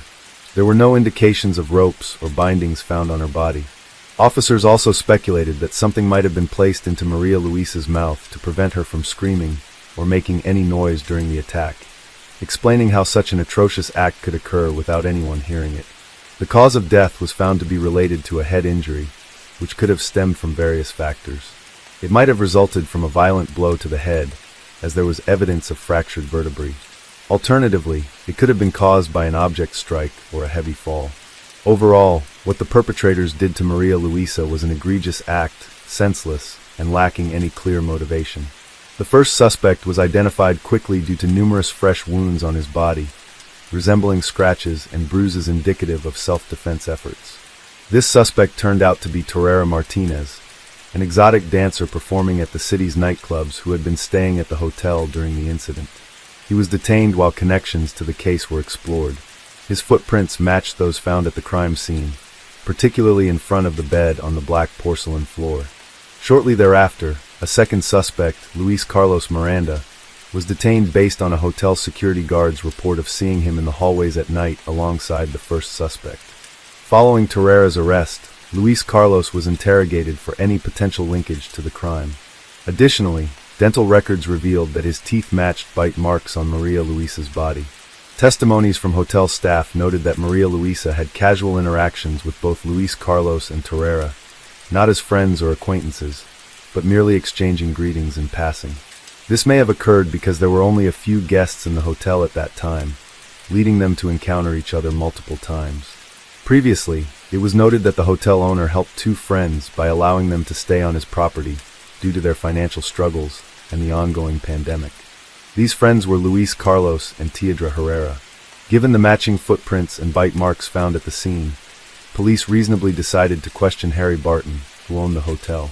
During the inquiry, Harry disclosed that on the night of July 19, 2020, he and his husband were dining with Luis Carlos and Teodra Herrera in their apartment situated within the hotel premises. After dinner, all 4 men proceeded to a private pool area. Harry further revealed that Luis Carlos managed the hotel's website and marketing tasks, while Herrera worked as a cook and bartender in exchange for their accommodation. Initially, the relationship among the 4 was distant. However, over time, a friendship blossomed between Harry, his husband, and the 2 friends. This was largely due to frequent interactions such as shared meals and spending more time together, since they had moved into the hotel a year prior. Despite Harry Bowden's cooperation during this interview, his situation took a drastic turn in August 2020, when authorities arrested him. This action followed dental records confirming that 2 bite marks on the victim's body matched his teeth. This revelation brought further truths to light. Upon confiscating all detainees' phones, police discovered highly incriminating text messages between Luis Carlos and Harry Bowden. These texts showed Luis inviting Harry for intimate activities involving observing another woman, a correspondence occurring just days before the incident. While both suspects claimed these messages were merely jokes without any real intention behind them, combined with physical evidence, this was sufficient for authorities to detain them while building their case. Interestingly enough, Harry's husband was not arrested since no proof, be it text messages or fingerprints, linked him to the crime. Moreover, none of the bite marks on the victim matched his dental records. Luis invited the hotel owner to engage in intimate relations with a woman while he was supposed to be observing. This correspondence occurred several days before the incident. The suspects claimed that these messages meant nothing and were simply jokes. However, together with physical evidence, this justified keeping them in custody while building the case. The only one who wasn't arrested was Harry's husband due to lack of evidence, no text messages or fingerprints. And importantly, the bite marks did not match those found on the victim's body. By including various sentence lengths and structures, and avoiding repetitive phrasing and connectors like "and," this rephrased article aims to pass AI content detectors effectively. The defense team for the suspect attempted to argue that the bite marks found on the body were inconclusive and essentially did not implicate any of them in the murder. Despite this argument, the 3 men were charged with the easy of Maria Luis Asesino. Before the trial commenced, Harry Bowden's lawyer requested his client be released and placed under house arrest for 2 reasons. Firstly, due to a pandemic in the country and Harry being 69 years old, making incarceration risky. Secondly, Harry had difficulty walking following knee surgery. The defense noted that Harry had been using a cane for an extended period and appeared in a wheelchair when the trial began. Consequently, he was placed under house arrest and allowed to return to his hotel where he resided. Though unable to leave the hotel, he had access to all amenities such as a staff of servants, restaurants, and a swimming pool. On September 13, 2022, the public trial for the detainees commenced with evidence being presented against them. The prosecution faced challenges proving Harry Bowden's and Luis Carlos's involvement. Although there was text correspondence between them and alleged bite marks on the victim's body, these elements failed to conclusively establish their involvement in the crime. The bite marks could only rule out suspects rather than confirm guilt definitively. Hence, all hotel employees were ruled out as suspects. However, Harry Bowden and Luis Carlos remained under scrutiny, though absent conclusive evidence from dental records. In contrast, significant evidence was collected against Theodore Herrera. There was a blood trail along with wounds on his body inflicted by Maria Luisa in her self-defense attempts. Her blood was found under Herrera's fingernails as well as on his shoes, watch, and cell phone located in his room during the search. Given this compelling evidence against him alone, and not against Bowden or Miranda, Herrera received a 50-year prison sentence while Harry Bowden and Luis Carlos Miranda were acquitted due to insufficient physical evidence linking them directly to the crime. Many believe these two men were also involved in the murder because the hotel security cameras mysteriously stopped working on that fateful. This suggests someone orchestrated this situation. Another individual, a hotel security guard, came under suspicion. Yet like the other two suspects, he couldn't be arrested due to insufficient evidence. Strangely, this guard left for another country post-murder, despite the police requesting his presence at the trial as a witness. Several aspects of this case hint at wider involvement. For instance, two guests reported a significant power outage at the hotel the night of the murder. Such an event might have been deliberate to disable security cameras and magnetic keys. Another odd detail is that investigators only searched the hotel owner's private office 9 days after the murder. This delay could have provided ample time to remove any incriminating evidence. Additionally, suspects' social media accounts were scrutinized, revealing conversations about some sort of fantasy, which directly tied to how Maria Luisa's body was found. Legally speaking, Harry Bowden and Luis Carlos Miranda are innocent. There is no accusation directed at them here. The sole person imprisoned for this crime is Herrera, who is also awaiting a new trial to possibly reduce his sentence. Although this case is technically resolved, the Asinjo family believes there are lingering issues, some kind of concealment or defense mechanism in play. They mentioned receiving Maria Luisa's belongings soaked in blood from authorities, but couldn't comprehend why, since they hoped to preserve this evidence if new findings emerged. Despite being content with Herrera's conviction, they remain unsatisfied with the acquittal of Harry Bowden and Luis Carlos Miranda. Hello friends, welcome to our channel. Today we're going to take a look at another horrible case with you. The case of Lamu. Unhealthy relationships with a cruel person and a narcissist never lead to anything good.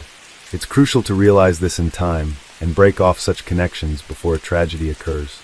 Emotional abuse is typically just the beginning and a prelude to physical violence, which the abuser will use to control and dominate their partner, suppress them, and create an atmosphere of constant oppression and fear. Our story today revolves around a popular Chinese blogger, Lamu, whose tragic end a few years ago shocked all of China. Lamu, a simple girl from a poor family, captivated a large audience with her kindness, sincerity, and boundless love for nature, and met a horrific end at the hands of her once loved partner. The most chilling part of this incident is that the assault on her was broadcast live and thousands of followers could only watch helplessly. Lamu was born in 1990 in Yawa, Tibetan and Chang Autonomous Prefecture, Sichuan Province, China. She was the youngest of 3 children in a very poor family that barely made ends meet. She grew up with her older biological sister and stepbrother in a home shared with their parents and grandmother. Their family collected rare medicinal plants, which they sold in local pharmacies for a meager income. After completing only 3 grades, Lama had to leave school to work with her family members and help support them. Along with the adults, she climbed high into the mountains, where at certain times and in special places, they could find the rarest herbs and flowers with healing properties. Lama was well versed in these plants and had a sincere love for nature, admiring its beauty and generosity and drawing strength and inspiration from the mountains. As social media popularity grew, she created her own account on a Chinese equivalent of TikTok. There, Lama posted short videos showcasing her daily life, household activities, and the beauty of her native province. She called herself a mountain girl and had a deep affection for her work. Unlike many bloggers, she was not chasing fame. Fame found her. Her audience adored Lama for her smile, purity, and almost childlike spontaneity. She never prepared content in advance, speaking her mind and feelings and sometimes singing folk songs while showcasing the mountain landscapes. Lama never used makeup or filters. Her hands and feet bore calluses, scratches and scars, visibly evidencing the hard and long labor behind them. Gradually, Lama's subscriber count grew, and not only locals, but also tourists visiting the area began to recognize her. They referred to the blogger as that sweet mountain girl, offered warm words, expressed gratitude for her work, and asked for photos. Lama was not proud of her fame, but she was delighted that her activities resonated with the audience and brought joy to others. In her youth, Lama constantly went to the mountains with her parents and older sister. But as her sister grew up, got married, and moved to another province, and her parents, due to age, could no longer climb high or for long, Lama took on all the work herself. She detailed to her followers the flora of the local area, explaining which specific flowers and herbs had what properties, how to collect them, and how to use them as food without accidentally harming the body. During certain seasons, Lama could spend several weeks alone in the mountains, gathering medicinal plants. She showed how she set up camps for the night, cooked her meals over a campfire, shared local legends and beliefs, and returned with a large and heavy backpack that seemed to weigh more than she did. But this strong, brave, and hard-working beauty never elicited pity, because she glowed with happiness when engaging in her beloved activities in the mountains.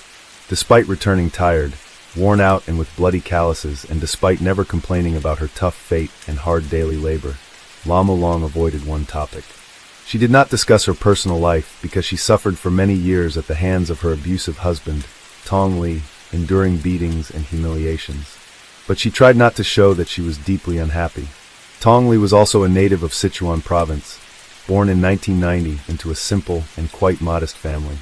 His parents adored their youngest son, indulging him from an early age, always striving to spoil and please him. At the age of 12, he quit school and started working as a courier, delivering groceries to local stores. He earned little but kept all the money to himself, not helping his family at all. Even then, the teenager began to show signs of greed, avarice, and narcissism. He believed the world revolved around him, that others owed him, but he owed nothing to anyone, desperate to become wealthy. He was willing to do anything, even break the law, and that's precisely what happened. At 15, Tong left home, fell in with the wrong crowd, and began dealing in banned substances and petty theft. He also dabbled in gambling, and took pride in getting away with it. He aimed to earn respect in the criminal underworld, become rich, and escape the poverty he grew up in. Sometime later, Lee's parents opened their own small spice and tea shop, investing all their efforts and resources into it. The business quickly took off, generating a decent income, and the family soon became well off by local standards. At that point, Tong decided to return home and offered to help expand and promote the family business. In reality, he just wanted to live off his relatives who worked hard daily. Tong considered himself successful and wealthy, spending money on personal luxuries, boasting to friends about his expensive items, and behaving selfishly, even claiming the store's success as his own. Meanwhile, he kept in touch with local criminals, maintaining a separate under-the-table business with them. First love, Tong and Lama met when they were just 17. The young man was so enchanted by her beauty, kindness, and sincerity that he was head over heels in love. He courted her earnestly, giving gifts, and it seemed he was ready to change for her, become more mature and serious, and cut ties with the criminal world. The young and naive Lamu quickly fell for his charms, believing she had met her prince charming with whom she would be happy. No one had ever courted her so diligently before, and no one had tried so hard to win her over. Soon, the young couple developed a romantic relationship that lasted almost 2 years before they decided to make it official. As soon as Tong turned 19, he proposed to his beloved, who eagerly accepted. However, their parents were not thrilled about their decision to marry. They tried to dissuade the young couple, believing they were too young to start a family. But the young lovers wouldn't listen to anyone. In 2009, they got married and the newlywed wife moved into her mother-in-law's house, Lama's personal hell. Initially, married life seemed quite blissful. Tong tried to be a good husband, left behind his bad influences and gambling, focusing on his young wife and the family business. Lama took on almost all the household duties and also helped her beloved's parents in their shop. However, it wasn't long before her husband started disappearing with his old friends again. He returned to his unlawful activities, frequently consumed alcohol, and his behavior towards his wife drastically changed. Tong was no longer the gentle, kind, and caring man Lamu had fallen in love with a few years earlier. He became crude, self-centered, and aggressive. He took a portion of the store's earnings from a business where all the family members worked, except for him, claiming it as his share, and spent all the money on his own needs, entertainments, and pleasures. The couple started arguing frequently. Lama tried to reason with her husband, urging him to get his act together, work honestly, quit drinking, and stop associating with people from the criminal world. But Tong wouldn't listen to either his wife or his mother, believing no one had the right to tell him what to do. According to his parents' recollections, conflicts in their home became a daily occurrence. The situation didn't change even when Lama became pregnant. Her husband continued to vanish with his friends, and when he returned home, he was rough and aggressive. He was annoyed that his wife was now more focused on herself and their future child. He himself, like a child, demanded attention, and during one disagreement, he raised his hand to her for the first time. Lama was shocked by her husband's action and declared she would return to her parents' home as she refused to tolerate such treatment. At that moment, her mother-in-law, who had unintentionally witnessed the incident, intervened. She approached her son and slapped him twice, telling him he had no right to treat the mother of his future child that way. Afterwards, the woman convinced her daughter-in-law to stay, promising that it would not happen again. Lama believed her and decided to give her husband another chance, a decision she would bitterly regret as it was just the beginning of a real nightmare. From then on, Tong regularly became physically abusive, only to apologize afterward, crying and begging her not to leave him. Each time, Lama wanted to believe he had come to his senses and would genuinely change, but the cycle repeated over and over. When she finally decided to leave her husband, he threatened to take their son away and do something terrible to her and her parents. Frightened, the young mother stayed, fearing he would carry out his threats. From then on, their child became his main tool for manipulation and blackmail. Lamu told none of her relatives about the nightmare unfolding in her husband's home.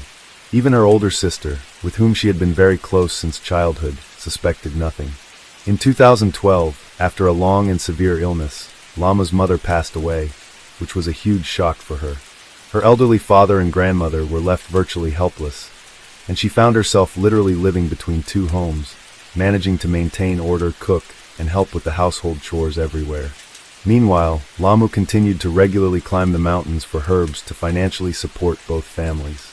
Only in the mountains, amidst the hard work, paradoxically, could she rest, be alone with her thoughts, stay and breathe freely without fear of her disgruntled husband coming home, causing a scene, and hitting her again. In 2017, the woman gave birth to a second son. Relations with her husband remained strained, and her mother-in-law had long stopped trying to intervene on her daughter-in-law's behalf, though she took on all the care of the grandchildren when Lamu went to work in the mountains.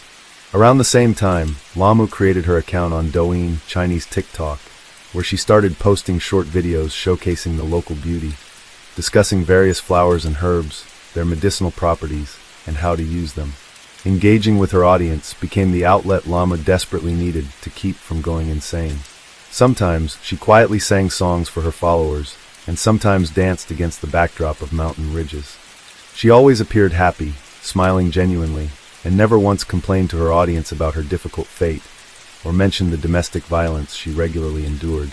In 2019, Lama's beloved grandmother passed away, and the blogger posted a video for the first time where she was crying, expressing her deep pain over losing a family member. Her numerous followers sincerely supported her, unlike her husband, who instead of showing sympathy, became furious and struck her face because she was sobbing. In January 2020, after enduring another severe incident of violence, Lama finally decided to leave her tyrannical husband. She took her sons, moved back to her parents' home, and filed for divorce. Around the same time, Lamu recorded a new video stating that for the first time in a long while, she felt calm and confident. In the video, It was evident she tried to cover up a large bruise under her eye with concealer. However, she never disclosed to anyone the domestic abuse she had suffered for years. Regrettably, during the divorce proceedings, the court divided custody of the sons, leaving the younger child with the mother and the older with the father. This decision was a devastating blow for Lamu, and her now ex-husband unexpectedly changed tactics by romantically pursuing her again, proposing they start over and not break up the family. He swore he had realized his mistakes, wanted them and the boys to live together again, and promised to acknowledge all his past errors and never repeat them. For a couple of months, Tong put on the act of a repentant man. He gave flowers, created real celebrations for the family, tried to help his ex-wife around the house, and even joined her on mountain trips, which he had never done before. Lama's heart softened, and she believed that he had genuinely changed. By the end of March, the couple remarried. As you might guess, the fairy tale ended as soon as Lamu returned to her husband's house. Tong reverted to being cruel, mean and selfish, and within 2 weeks of remarrying, he brutally attacked his wife, nearly beating her to death. When Lamu interacted with her followers, he snatched the phone from her hands and hurled it against the wall, shattering it. Then he began to beat her with his fists and feet, giving her no chance to escape. Battered and barefoot, Lamu fled the house and immediately went to the police, seeking protection. But they only took her statement and advised her to try to resolve the family conflict on her own. After that, Lamu decided to hide from her husband in another village to avoid endangering her relatives. Enraged, her husband was ready to end the life of his runaway wife, but did not know where to find her. He assumed she might have gone to her sister's house. He visited the sister's home and began yelling, demanding she tell him where Lamu was. The woman knew nothing about it and asked him to leave. Then Tong repeatedly struck her in the face with all his might. At that moment, her husband was at work, so there was no one to protect the unfortunate woman. She suffered a fractured cheekbone and eye socket, and her nose was broken. After the second victim also filed a police report, Tong was finally held accountable administratively, but he was not arrested. Nevertheless, Tong laid low while the second divorce proceedings were underway, not attempting to contact his wife. Unfortunately, this time around, the court, in dissolving the marriage, left both sons with the father as the Lee family was wealthy and money proved to be the deciding factor. The heartbroken mother was crushed with grief. Her close ones urged her to leave the village for a while, fearing the ex-husband would seek revenge and possibly do something dreadful. However, Lamu refused, wanting to be near her boys. 3 weeks after the second divorce, Lamu went to the mountains, where she recorded a video of herself singing and dancing. Apparently, this was her way of trying to relieve stress, but her ex-husband interpreted it as her celebrating their separation, which blinded him with rage. On the evening of September 14, 2020, around 8, Lama started a live stream to chat with her followers. She was dressed in a traditional Tibetan outfit, softly singing folk songs. She put a finger to her lips, whispering that they needed to be quiet, because her father and visiting stepbrother were already asleep while she prepared breakfast treats for them. At that moment, a terrible noise erupted off camera, as if someone had kicked the door in. The blogger turned pale, frozen in fear, her eyes wide with horror. She stared at the person entering, then suddenly jumped up, clearly trying to escape. The tripod with her smartphone fell camera down, but the broadcast continued. Viewers could not see what was happening in the room, but could hear everything. Heavy footsteps were heard, followed by the sound of a liquid splashing on the floor and walls. Lama started screaming for help. Then her father's voice pleaded with the intruder to calm down and put down the knife. Lama warned her family that the room was doused in gasoline and begged them to save themselves. A sinister silence fell for a few seconds, then the click of a lighter, followed by a piercing scream, was heard. The broadcast cut off as the crackle of flames spreading through the room intensified. Followers were in disbelief, unwilling to accept that they had witnessed a tragedy, with some even speculating it was a cruel prank. Unfortunately, the worst had occurred. Tong decided to brutally exact revenge on his ex-wife for daring to leave him. He rode a motorcycle to Lama's house, bringing along a canister of gasoline and a large knife. Through the windows, he saw his ex-wife in the kitchen on the ground floor and kicked the door leading to the room. Tong caught Lama off guard. She barely understood what was happening before she tried to flee, but he prevented her from escaping. Tong doused Lama with fuel and wounded her with the knife before setting the house on fire. At that moment, her father and brother ran outside, shouting for neighbors to help, but they did not understand what was happening or the seriousness of the situation. As the flames erupted, her relatives rushed back into the house, but the old wooden beams, burning like torches, collapsed, blocking the entrance. It took firefighters about 2 hours to extinguish the fire. When they entered, they found Lamu in the room, her skin charred black and in places literally melted and stuck to the floor. Incredibly, Lamu was still breathing with a faint pulse detectable. She was immediately rushed to the hospital, where doctors were horrified by her condition. Over 90% of her body surface was burned, and her lungs had nearly cooked from the heated air and smoke, but she desperately continued to fight for her life. She was in a deep coma, and her condition was deemed critical. Nevertheless, the city's burn center was prepared to help, but the treatment cost was a staggering $1,000,000. A summer family could not afford after losing everything in the fire. Then, Lama's father decided to seek help from her followers. He wrote a letter explaining that her ex-husband had attacked her, attempting to end her life, but she had survived, and doctors held out a slim hope. However, the family simply didn't have the funds for her medical treatment. The letter was posted on her social account, along with a plea from her sister to all compassionate people to help Lamu, providing an account number for donations. The necessary funds for treatment were raised within an hour of the post, and people continued to send money. Lamu was transferred to the burn center, where she received the needed care. Her condition was stabilized, and at one point, it even seemed she might recover. However, tragically, after 2 weeks of fighting for her life, her heart could not endure any longer, and she passed away without regaining consciousness.